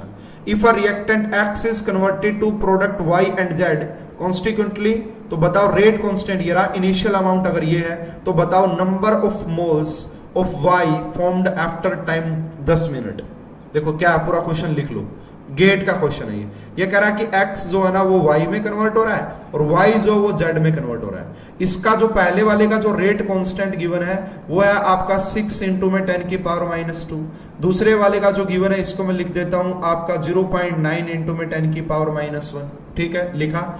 अगर कहा कि इसका इनिशियल अमाउंट यानी कि ए नोट की वैल्यू दे दी कि 12.5 मोल्स है, तो बताओ y के क्या मोल्स होंगे 10 मिनट के बाद, यानी कि आपसे ये पूछ रहा है y के मोल्स b के, यानी कि तो निकालो कैसे, क्या फार्मूला आता है जी आपका, ऊपर हम लिखते हैं k1, ऊपर क्या लिखते हैं फार्मूला में k1, अरे ये देख लो क्या लिखते हैं kx यानी कि k1, अगर b का निकालना यानी कि y के निकालने तो k1 कितना हो जाएगा 0.06। उसके बाद इनिशियल मोल्स कितने हैं 12.5, नीचे क्या लिखोगे K2 माइनस K1, नीचे क्या लिखते हैं K2 माइनस K1, तो ये लिख दो भाई। तो यहां पे लिखोगे 0.009 माइनस में करोगे 0.06, ये आ गया K2 माइनस K1, ठीक है। उसके बाद क्या करेंगे यहां से, उसके बाद करेंगे e की पावर माइनस K1, e की पावर माइनस 0.06 इंटू में t कितना है 10, और इसकी मल्टीप्लाई कर देते हैं K1 से 0.06 से। उसके बाद यहां पे देख लो भाई फॉर्मूला आपके पास लिखा पड़ा है ये रहा, ठीक है। उसके बाद क्या करेंगे, नहीं नीचे नहीं मल्टीप्लाई करते ना, नीचे नहीं मल्टीप्लाई करते, ये यहाँ पे मल्टीप्लाई करने की जरूरत नहीं है। तो यहाँ पे क्या लिखेंगे माइनस e की पावर माइनस 0.009 इंटू में क्या करोगे 10। इसको सोल्व कर लेना, आपका क्वेश्चन का करेक्ट आंसर आ जाएगा। इसको सोल्व कर लेना, आपके क्वेश्चन का करेक्ट आंसर आ जाएगा। हो जाएगा ये क्वेश्चन, बिल्कुल आराम से हो जाएगा भाई। कैलकुलेशन आपको सोल्व कर लेनी है, मैं कहीं ना कहीं मिस्टेक कर दूंगा कैलकुलेशन में, उससे अच्छा कि आप बिल्कुल आराम से इसकी कैलकुलेशन कर लीजिएगा, इससे ज्यादा कुछ है नहीं। तो ये देखो गेट 2020 का क्वेश्चन था, गेट 2020 का क्वेश्चन। उसके बाद ये एक क्वेश्चन है, इसको मैं भी थोड़ी सी देर में डिस्कस करूंगा, ये क्वेश्चन भी मैं भी थोड़ी सी देर में डिस्कस करूंगा। यस, अब मैं चलता हूं जी नेक्स्ट पार्ट पे, अभी मैं चलता हूं आपका नेक्स्ट पार्ट पे। तो नेक्स्ट पार्ट क्या कहता है समझिएगा उसको भी। तो ये इसका भी मैंने करवा दिया, ये भी मैंने करवा दिया। नेक्स्ट पार्ट, अभी वो डेरिवेशन कंप्लीट नहीं हुआ है, वो डेरिवेशन कंप्लीट नहीं हुआ है, उसी का सीक्वेंस वाले का नया question. And this is hot question, मतलब जब आएगा ना तो बड़ा प्रॉब्लम हो जाएगी। देखो नेट गेट में भी बड़े सिंपल पूछते हैं, नेट गेट में भी जो क्वेश्चन आते हैं वो बड़े सिंपल आते हैं, लेकिन मैं तो आपको भाई काफी बढ़िया लेवल तैयार कर रहा हूं आपका, अगर इस तरीके से पढ़ोगे। अब आपसे बोला है कि कैलकुलेट, देखना नेक्स्ट वही डेरिवेशन का पार्ट है, calculate the time, calculate the time at which concentration of B, at which concentration of B is maximum. ये कह रहा कि वो टाइम निकालो, ये कह रहा वो टाइम निकालो जब बी की कंसंट्रेशन मैक्सिमम होगी। देखो क्या मतलब है इसका, इसका मीनिंग क्या है, ये कह रहा देखो ए से बी में जा रहा है, बी से सी में जा रहा है, तो ये कह रहा कि ऐसा कोई ऐसा टाइम तो होगा ना, क्योंकि देखो ये यहां पे लगातार कन्वर्ट हो, है ना, लगातार रिएक्टेंट बी में कन्वर्ट हो रहा है और बी सी में कन्वर्ट होने लग जाएगा, लेकिन कोई एक ऐसा टाइम तो हुआ होगा ना जहां पे बी की कंसंट्रेशन मैक्सिमम हुई होगी। एक तो वही बात बताओ कि बी की मैक्सिमम वैल्यू क्या हो सकती है, और एक टाइम बताओ, एक टाइम बताओ, इसका डेरिवेशन बड़ा वो हो जाता है, एक टाइम बताओ, बड़ा इंपॉर्टेंट है। देखो जी आओ, इसका मतलब देखो क्या है, देखो बी की कंसंट्रेशन मैक्सिमम होने का मतलब क्या है कि dB/dt जीरो हो गया होगा। बी की कंसंट्रेशन मैक्सिमम होने का मतलब है कि उसका जो रेट है वो अब जीरो हो गया होगा, जीरो को टेंड्स कर रहा होगा, ठीक है। तो for B is equal to, तो यार फॉर बी मैक्सिमम अगर निकालें तो dB/dt को जीरो पुट कर देंगे बस, बी मैक्सिमम। तो यहाँ पे dB/dt का फॉर्मूला हमने निकाला हुआ है, dB/dt का फॉर्मूला क्या आ जाएगा, तो वो कुछ ऐसा आ जाएगा। dB/dt का फॉर्मूला क्या आएगा, ठीक है ना, dB/dt का फार्मूला क्या आएगा, यानी कि जो b है ना उसका आपको डिफरेंशिएशन कर देना है, जो आपके पास b की वैल्यू आई थी ये वाली, इसका डिफरेंशिएशन कर देना, तो dB/dt आ जाएगा, है ना। तो dB/dt निकालो क्या होगा, तो जब हमने निकाला तो ये क्या जी K1 इंटू में A0, नीचे आपने लिखा K2 माइनस K1, एंड यहां पे अब एक्स्ट्रा क्या आएगा कि -K1 इंटू में e की पावर -K1 इंटू टी। अब ये कहोगे K1 कहां से भाई, डिफरेंशिएशन से आया, उसके बाद माइनस माइनस हो जाएगा प्लस K2 इंटू में e की पावर -K2 इंटू टी। ये वैल्यू आ गई dB/dt की, यानी कि रेट आ गया, rate change, rate with respect to B, ये है वो। अब यहां से इसकी वैल्यू को जीरो के इक्वल पुट कर देंगे, तो जीरो के इक्वल जैसे ही पुट करोगे तो हमारे पास जो आ जाएगा, देखो ये वाली वैल्यू जीरो हो जाएगी और ये जीरो हो नहीं सकती इससे, तो आप लिखेंगे कि -K1 इंटू में e की पावर K1t माइनस ये रहा, एंड प्लस K2 इंटू में e की पावर -K2 इंटू टी, वो किसके इक्वल हो गया, K2 इंटू टी, वो किसके इक्वल हो गया, वो जीरो के इक्वल हो गया, ठीक है। यहां से जब आप फाइनली सोल्व करेंगे ना, इसको कैलकुलेट कर वगैरह करके सोल्व करेंगे, तो मैं फाइनली बता देता हूं कि क्या आएगा, तो वो आएगा T आएगा, T जब B की कंसंट्रेशन मैक्सिमम होगी, ये वो टाइम है जब B की कंसंट्रेशन मैक्सिमम होगी, तो यह आएगा आपका ln K1 माइनस में ln K2, और इसको डिवाइड कर देंगे हम K1 माइनस K2 से। तो ये वो टाइम है जब B की कंसंट्रेशन मैक्सिमम होगी, ये वो टाइम है जब B की कंसंट्रेशन है मैक्सिमम होगी। स्टूडेंट्स यस या नो। अब आपसे कोई पूछ ले कि सर वो B की मैक्सिमम वैल्यू जो होती है ना, जो B की मैक्सिमम कंसंट्रेशन होती है वो कितनी होती है, उसका फार्मूला क्या होता है, वो कहां से निकलेगी, उसको भी निकाला जा सकता है, ठीक है, उसको भी निकाला जा सकता है। तो उसके ऊपर मैं ज्यादा जाऊंगा नहीं, मैं डायरेक्ट फॉर्मूला लिखूंगा, ठीक है। हालांकि मेरे पास डेरिवेशन है, मैं सोल्व करवा सकता हूं, बिल्कुल भी काम का नहीं है ना, बिल्कुल भी काम का नहीं। तो अगर आपसे पूछे कि वो B की मैक्सिमम वैल्यू होती क्या है, वो B की मैक्सिमम वैल्यू है ना, वो हो जाएगी भाई आपका A0 इंटू में, यहां पे आप करोगे K1 एंड बाई में करोगे K2, एंड ऊपर आप कर देंगे K2 एंड नीचे आप कर देंगे K2 माइनस K1, नीचे आप क्या कर देंगे K2 माइनस K1।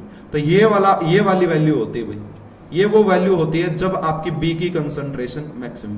अगर कभी कोई पूछ ले भाई बताओ B की मैक्सिमम कंसंट्रेशन कितनी होगी, तो वो इतनी होती है। ये फार्मूला है, फार्मूले हैं यहां पे, बस फार्मूले याद रख लिए ना तो कोई रोक ही नहीं सकता केमिकल काइनेटिक्स का ये वाला पोर्शन। और बच्चों को बड़े टफ लगते हैं, पता नहीं सर क्या पूछ लिया सर, हमें तो कुछ समझ में ही नहीं आया, है ना। ये चीजें भाई यहाँ पे इतनी बातें आपसे पूछी जा सकती हैं।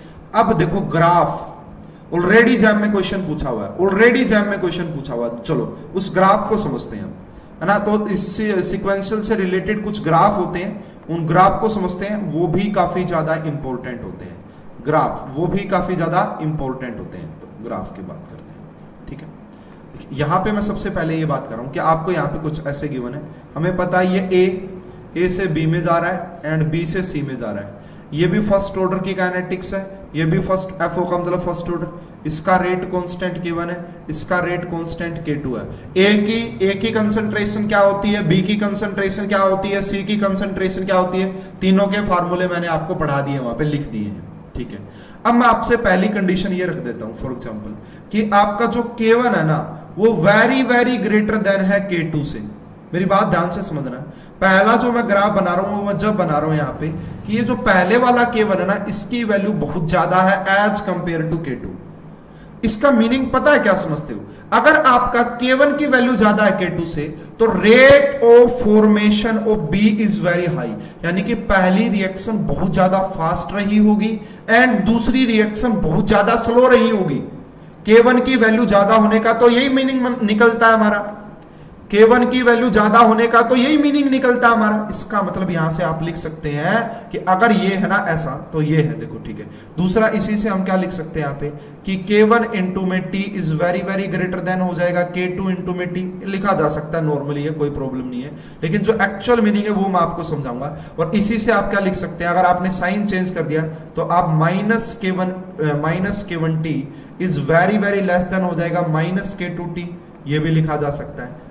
ये तीन बातें हैं, ये तो नॉर्मल है, ये तो भाई मुझे फॉर्मूले से रिलेट करना है इसलिए मैं आपको बता रहा हूं, वरना मुझे कोई जरूरत नहीं होती। इससे मुझे ये पता लग रहा है कि reaction A to B is very fast, इसका मतलब rate of production of B is very high and rate of consumption of B is very less. यहां से इस बात का पता लग रहा है, यहां से हमें इस बात का पता लग रहा है, ठीक है। उसके बाद क्या होगा, जब इसका रेट बहुत ज्यादा, हम ये कह सकते हैं अगर इसका रेट बहुत ज्यादा रहा तो हम कहेंगे कि हम A से B को तो नहीं देखें क्योंकि B मैक्सिमम बन रहा होगा उसके टाइम पे, तो आप B से C का रिलेशन देखना, B से C का रिलेशन आप देखना। तो यहां से देखिए अगर ये बात है ना आपका कि ये है तो e की power minus K1 T tends करेगा जीरो को, क्यों करेगा जी जीरो को टेंड्स, देखो अरे भाई K minus K1 T is very very less than as compared to minus K2 T, तो इसका मतलब e की पावर माइनस K1 T तो बहुत छोटा है, वो तो जीरो को टेंड्स करेगा। अगर वो जीरो को टेंड्स करेगा तो A की कंसंट्रेशन जीरो हो जाएगी, क्यों, क्योंकि A का फार्मूला मैंने क्या पढ़ाया हुआ आपको, A का फार्मूला मैंने आपको क्या पढ़ाया हुआ, A का मतलब यहाँ पे AT से है, A का फार्मूला मैंने आपको क्या पढ़ाया हुआ आपका A0 इंटू में इसकी पावर माइनस K1 T, तो आपने कह दिया कि ये तो जीरो को टेंड्स करेगा, इसका मतलब यहाँ पे A की कंसंट्रेशन जीरो के बराबर रही होगी, A की कंसंट्रेशन जीरो को टेंड्स कर रही होगी। A लगभग कंज्यूम हो चुका होगा, रेट इतना ज्यादा कि पूरा का पूरा A B में कन्वर्ट हो चुका है। समझ में आ रही है बात, ठीक है, इसको कोई प्रॉब्लम नहीं। अगर मैं यहां से बात करूं, ठीक है, यहां से ये पता लग गया कि ये अब B की वैल्यू क्या आएगी भाई, B की वैल्यू तो B वाले फार्मूले में पुट कर दो, B वाले फार्मूले में पुट कर दो, ये राजी B का फार्मूला, इसमें पुट कर दो। जैसे ही आप ये पुट करोगे ये जीरो बन जाएगा, माइनस आगे आएगा, जो भी आप सोल्व कर सकते हो सोल्व करना है यहां से। तो जब देखोगे ये A0 बनेगा, सारी चीजें कैंसिल आउट हो जाएंगी, है ना, K1 को एलिमिनेट कर देंगे, सॉरी K2 को एलिमिनेट कर देंगे K1 से। देखो इस K2 को जीरो पुट कर दोगे, K1 से K1 कैंसिल हो जाएगा, इस माइनस से ये माइनस कैंसिल हो जाएगा, सिर्फ और सिर्फ यहां पे क्या बचेगा कि A0 इंटू में e की पावर माइनस K2। अगर आप बात करोगे ना जब ये कंडीशन आएगी तो यहां पे क्या बचेगा, यहां पे जो आपका B आएगा ना, B की वैल्यू आएगी वो क्या आएगी आपका A0 इंटू में e की power minus K2 into T, ये आएगी यहां पे। समझ में आ रही है मेरी बात, समझ में आ रही है मेरी बात, ये आपकी आ जाएगी। अगर यहीं पे मैं पूछूं कि जब K1 की वैल्यू बहुत बड़ी है K2 से तो C की वैल्यू क्या आएगी, तो C की भी वैल्यू आप ऐसे सोल्व कीजिएगा, तो ये आएगी आपका A0 ना, ये आपकी आ जाएगी A0 इंटू में क्या आएगी आपका 1 की पावर माइनस ये आ जाएगी। जब ये तो ये तीनों बातें आ गई, ये तीनों बातें आ गई। अब इनसे जुड़ा हुआ ग्राफ देखेंगे। स्टूडेंट समझ में आ रहा है ना, अरे भाई बहुत आसान है, बहुत आसान। अब ग्राफ देखो यहाँ पे, इसका ग्राफ समझना है कि जब आपका ये क्वेश्चन आया हुआ ऑलरेडी आईटी से में, MSQ टाइप का क्वेश्चन है। वैसे तो मैं ओरली भी समझा सकता हूं उसको, लेकिन मैं पूरा कंसेप्ट समझाना चाहता हूं आपको। तो यहां पे है जी आपकी कंसंट्रेशन एंड यहां पे है जी आपका टाइम, कंसंट्रेशन वर्सेस टाइम। तो देखो मैं यहां पे ये कह रहा हूं आपको कि इनिशियली यहां पे A की कुछ न कुछ कंसंट्रेशन रही होगी, वो लगातार टाइम के साथ डिक्रीज करेगी और एक ऐसा टाइम आ जाएगा जब वो जीरो को टेंड्स कर रही होगी। तो ये जो ग्राफ है ये किसके लिए, ए के लिए। ये मैं ग्राफ जब बना रहा हूं जब K1 is very very greater than होगा K2 से। ये ग्राफ तब का है ये ग्राफ, ठीक है ना, ये बात नोट कर लें। उसके बाद यहां पे मैं जो ग्रीन से देखो, यहां पे आपका स्टार्टिंग में तो कोई प्रोडक्ट था ही नहीं, लेकिन जैसे जैसे था तो अब K1 की वैल्यू बहुत ज्यादा है, तो क्या होगा कि जो B है ना वो लगातार इंक्रीज करेगा, जो B की वैल्यू आएगी वो लगातार इंक्रीज करेगी। एक मिनट भाई, थोड़ा सा एक्सपोनेंशियली इंक्रीज करेगी, एक्सपोनेंशियली वो इंक्रीज करेगी, एक्सपोनेंशियली इंक्रीज करेगी। ये सही नहीं बन रहा भाई मुझसे, मैं दोबारा प्रैक्टिस करता हूँ, दोबारा बनाने की कोशिश करता हूँ। पहले वो कुछ इस तरीके, एक मिनट,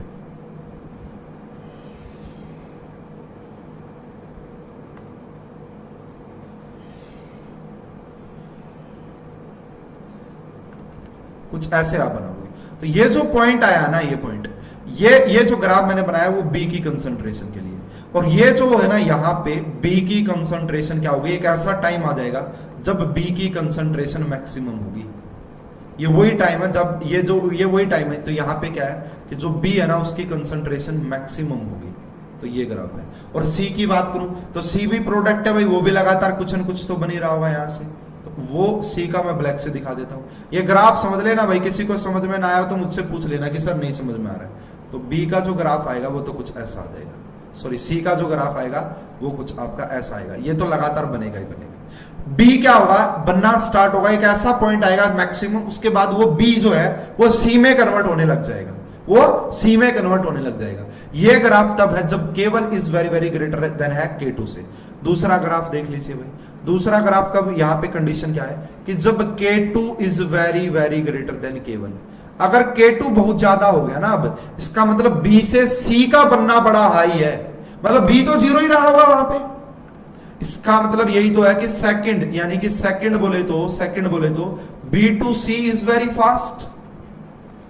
फास्ट, तो वो बहुत फास्ट रही होगी।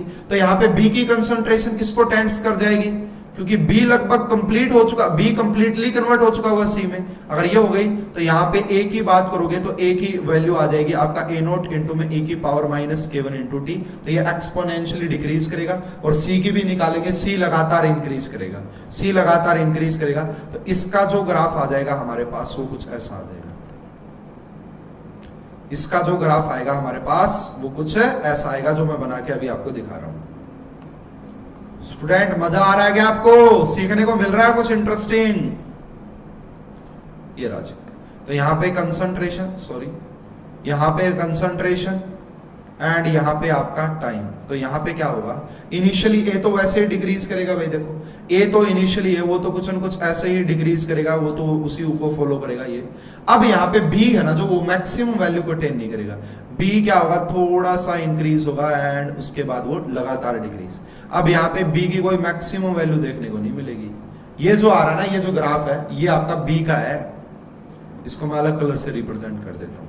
तो ये अब ए, अब बी हाँ थोड़ा सा बनेगा, बी थोड़ा सा बनेगा एंड वो वापस से आपका टेंड्स कर जाएगा 0 के आसपास, ठीक है।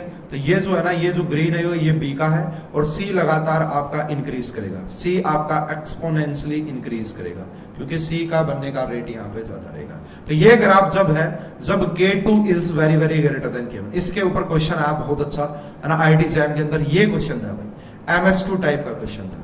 देखते हैं क्या कहता है ये क्वेश्चन। तो ये क्वेश्चन देखते हैं क्या कहता है। For the reactions on in this scheme 1 concentration profile of the different, ये दिया ग्राफ 2020, बताओ based on this graph correct condition regarding. देखो पहले ये कह रहा है कि जो R है ना, R से S में गई और S से P में गई, ये एक अलग है, तो इसका K1 K2 है। और फिर R से क्या हो गई, सबसे पहले ये देखिए यहाँ पे कि आपको ग्राफ देखना पड़ेगा। आपने ये देखा, अरे भाई ये S की कंसंट्रेशन इंक्रीज हुई और थोड़ी सी इंक्रीज हुई फिर डिक्रीज हो गई। ये कब देखने को मिलता है, ये कब देखने को मिला, लास्ट ग्राफ में देखने को मिला है ना, ये लास्ट ग्राफ में देखने को मिला है ना। इसका मतलब मैं कह सकता हूं कि यहाँ पे K3 is very very greater than K1, क्योंकि जब ही ये ग्राफ पॉसिबल हो सकता है इसका, जब भी। इसका मतलब ये बता रहा है ये ग्राफ कि B जो है ना, मतलब C से S से P के बनने का रेट बहुत ज्यादा है। इसका मतलब वो K भी बहुत ज्यादा रहा होगा, है ना, K भी बहुत ज्यादा रहा होगा। इसका मतलब ऐसा कहां दिखाई दे रहा है, ऐसा तो B ऑप्शन में दिखाई दे रहा है, मतलब B तो करेक्ट है। उसके बाद अगर आप देखोगे क्या हुआ, ये जो क्या हुआ है, ये देखो एक अपनी मैक्सिमम, ये देखो भाई इस ग्राफ में मैंने ये ऊपर दिखाया है, ये इससे ऊपर नहीं जाएगा, ये इससे ऊपर नहीं जाता। आप यहाँ पे देख लेना कहीं इसकी जो वैल्यू बनाओगे ये इससे ऊपर नहीं होता, यहाँ पे बिल्कुल एक्चुअल दिखाए गए हैं यहाँ पे ग्राफ। तो इसको आप थोड़ा सा मैक्सिमम वैल्यू जो आप दिखाएं वो कुछ इस तरीके से दिखाइएगा कि वो मैक्सिमम वैल्यू को अटेन ना कर रहा हो कुछ। मैं दोबारा से कोशिश करता हूं इसको ड्रॉ करने की।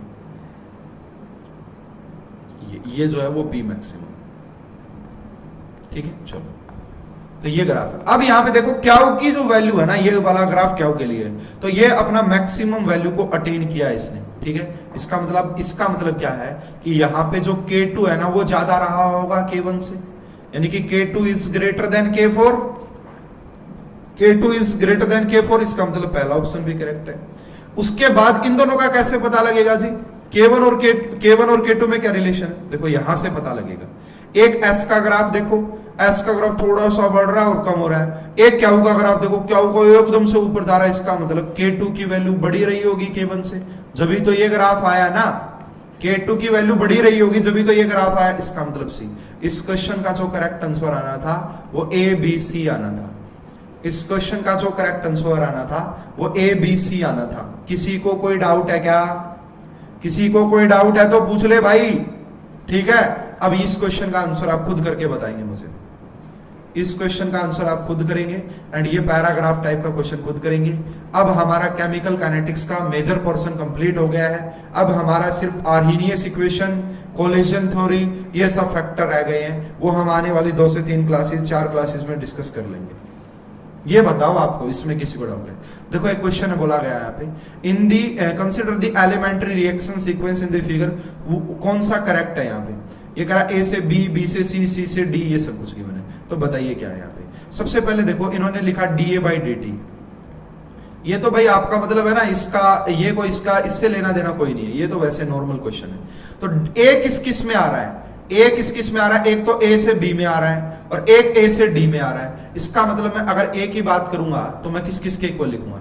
यहां से अगर मैं ए से बी की बात करूं तो R1 किसके इक्वल हो जाएगा? K1 इंटू में ये। अगर मैं इस ए से डी की बात करूं तो R2 किसके इक्वल हो जाएगा? K4 इंटू में ए। दोनों में ये रिएक्टेंट है और यहां से आपसे dA/dt पूछा है, दोनों में ही ये रिएक्टेंट है और यहां से dA/dt, मतलब इन्होंने कहा है कि इसको प्रोडक्ट मानो, है ना इसको। तो क्या लिखेंगे यहां से? dA/dt की अगर आप बात करोगे, एलिमेंट्री रिएक्शन मान लो, कोई प्रॉब्लम नहीं है।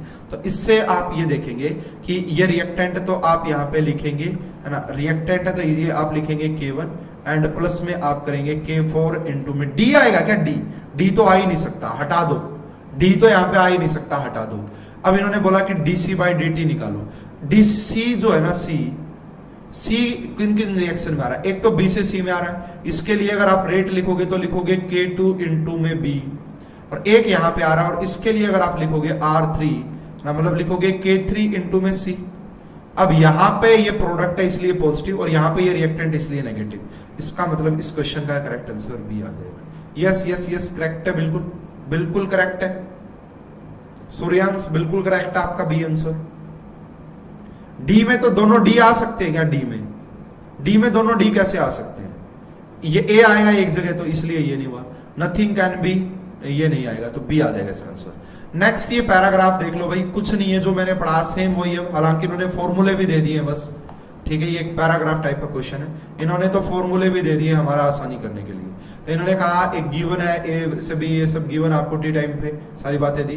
तो बोल रहा है कि बताओ टाइम, आपसे वही पूछा देखो जो मैंने सोल्व करवाया था 13 नंबर क्वेश्चन में, आपसे क्या पूछ लिया यहां पे? 13 नंबर क्वेश्चन में आपसे क्या पूछ लिया? Time at which concentration of B is maximum. तो पढ़ाया था, क्या पढ़ाया था यहां पे बता दो? तो यही तो पढ़ाया था ln K1 माइनस K2, है ना। ln मैंने लिखा था फार्मूला अगर आपको याद हो, T is equal to ln K1 minus ln K2, और जो माइनस में होती है उसे 1/2 भी लिख सकते हैं, एंड नीचे लिखा था K1/K2। क्वेश्चन का जो करेक्ट आंसर वो क्या आ जाएगा? क्वेश्चन का जो करेक्ट आंसर वो क्या आ जाएगा? सी। अरे याद नहीं है तो देख लो भाई, अभी आपके सामने ये रहा ln K1 minus ln K2, इसको डिवाइड कर दिया था K1/K2 से। उसके बाद एक लास्ट क्वेश्चन और बचता है अपना बस, ग्राफ। ये ग्राफ बताओ भाई, अगर इन्होंने कहा, देखिए इस ग्राफ में ध्यान से, अगर इन्होंने कहा कि K1 is this and K2, इसका मतलब ये कहना चाह रहा है कि K1 is very very greater than K2। तो बताओ क्या करेक्ट होगा, तो बताओ क्या करेक्ट होगा, तो बताओ क्या ये B हो सकता है क्या? बी और D तो नहीं हो सकते, क्योंकि B की कंसंट्रेशन इंक्रीज हुई और डिक्रीज हुई, मैक्सिमम वैल्यू को अटेन ही नहीं किया उसने। अब इसमें देखना है A की डिक्रीज कर रही है, A की डिक्रीज कर रही है, C की एक्सपोनेंशियली इंक्रीज कर रही है, ठीक है, एंड B की देखो क्या, B ऊपर से स्टार्ट थोड़ी नहीं होगा, अरे B ऊपर से स्टार्ट थोड़ी नहीं होगा, B तो यहीं से बनना स्टार्ट हो जाएगा। तो इसका जो ग्राफ आएगा वो A आएगा, इसका जो ग्राफ आएगा वो A आएगा। एक बार आप चेक कर लो भाई, किसी को कोई डाउट नहीं होना चाहिए। नहीं, एक बार चेक कर लो, सॉरी चेक करो आप इसको, हो सकता है कि इसमें कुछ ऑब्जेक्शन हो। जैसे कि आप ये ग्राफ देखो ना, यहाँ पे देखो ये इन ऐसे, तो होता तो यहीं से स्टार्ट है, तो ये आएगा जी, ए आएगा, बिल्कुल सही है, ए आएगा। स्टूडेंट इन आज जो मैंने टॉपिक पढ़ाया है इसमें अगर कोई डाउट है तो बता दो, बाकी भाई नेट गेट के क्वेश्चन नहीं रुकेंगे, ये मेरी गारंटी। जैम के तो रुकने ही कहां से, जैम में ये 2 ही क्वेश्चन पूछे और अभी 20 से पूछने लग गए हैं, लेवल बढ़ा दिया है आईआईटी जैम का। 20 में आया पहले ये, तो मैंने 21 वालों को मैंने बड़े अच्छे से पढ़ा दिया, तो 21 में पूछ लिया भाई, है ना, 21 में इतना फार्मूला पूछ लिया बस। तो ये था जी कंसेप्ट। अब अपना कोलिजन थ्योरी बच गई है एंड आर्हीनियस इक्वेशन वो बच गए हैं, वो टॉपिक भी बचे हैं, बाकी लगभग हमारा टॉपिक कंप्लीट हो गया। किसी को कोई डाउट है क्या? बता दो भाई, किसी को कोई डाउट है क्या? अच्छा, तो ये आप कह रहे थे कि सर उस क्वेश्चन का आंसर बता दें जो कल दिया था, उसका आंसर पूछना चाह रहे हो? आपने ट्राई किया था क्या? तो उसका आंसर मैं आपको बता देता हूं भाई, एग्जैक्ट क्या आंसर होगा। एक क्वेश्चन मैंने आपको दिया था, उसका आंसर मैं आपको बता देता हूं अभी क्या होगा। अगर आपने सही निकाला तो अच्छी बात है, नहीं निकाला तो भी कोई बात नहीं, ठीक है, आपने ट्राई तो की एटलीस्ट। यस, तो भाई मैंने कल आपको एक क्वेश्चन होमवर्क दिया था, उसका आंसर मैं आपको बता देता हूं। अगर आपने सही निकाला होगा तो मुझे बताने की जरूरत नहीं पड़ेगी। शायद ये क्वेश्चन था, तो मैंने कल आपको ये क्वेश्चन दिया था, शायद ये क्वेश्चन था ना। तो भाई इस क्वेश्चन का जो करेक्ट आंसर वो ए आना था। कितने बच्चे जिन्होंने इस क्वेश्चन का करेक्ट आंसर ए निकाला? कितने स्टूडेंट है जिन्होंने इस क्वेश्चन का करेक्ट आंसर ए निकाला था? तो इस क्वेश्चन का जो करेक्ट आंसर वो ए आना था, 2 × में 10 की पावर 5। ठीक है भाई, ये ए आना था इस क्वेश्चन का आंसर। अच्छा जी, और कौन से थे? हाँ, ए अगर निकाला सूर्यांश बिल्कुल सही है, ए अगर आपने निकाला है बिल्कुल सही है। उसके बाद ये अब आप करके देख लेना, ये भी निकल गया होगा। इसका आंसर आपने क्या निकाला ये भी बताओ भाई मुझे, है ना, इसका आंसर आपने क्या निकाला है? देखो ये फार्मूले में ही पुट करना था, एक्टिवेशन एनर्जी के फार्मूले में आप पुट करते एंड K1 K2 ये उसी तरीके से हो जाता है। ये क्वेश्चन भी आपका ये भी हो जाएगा भाई। इसका आंसर एग्जैक्ट मेरे पास पता नहीं है भाई क्या होगा, इसका नहीं पता मुझे, शायद आप करेंगे डी होगा। इसका तो भाई मुझे पता नहीं है, देखना पड़ेगा, देख के बता सकता हूं मैं। इसका तो मैंने यार देखा नहीं है क्या होगा। बाकी 1 मिनट रुको, 1 मिनट रुको, मैं चेक करता हूं। 1 मिनट रुकिए, मैं चेक करता हूं, अगर मिलता है तो मैं भी आपको बताऊंगा। नहीं है भाई, इसका आंसर नहीं है, पता नहीं है भाई इसका आंसर क्या आएगा। देख लेना, आपको मिल जाएगा किसी न किसी बुक में, किसी न किसी बुक में मिल जाएगा ये, ठीक है। और एक क्वेश्चन ये था शायद, ये वाला थोड़ा सा देखना पड़ेगा भाई, इस क्वेश्चन को भी, इस क्वेश्चन को देख लेना। अब आप एक बार ट्राई कर लेना कि बी की कंसंट्रेशन ये है, पुट कर लेना, ये मैंने करवाया हुआ है ना। मैं एक प्रीवियस ईयर पेपर की डाल दूंगा सॉल्यूशन, है ना, प्रीवियस ईयर के जो सारे क्वेश्चन मैंने बनाए हुए हैं वो वीडियो अपलोड कर दूंगा, उसमें मैंने ये क्वेश्चन डिटेल में समझाया हुआ है, तो ये भी आपसे हो जाएगा, ठीक है। तो चलो जी, तो यह था जी आज का हमारा लेक्चर, होता है कंप्लीट। कल हम बात करेंगे डिफरेंट जो टाइप की थ्योरी होती है उनको एंड बाकी। तो इस क्लास में अभी के लिए इतना ही। आप सभी को good evening and thanks for watching this class.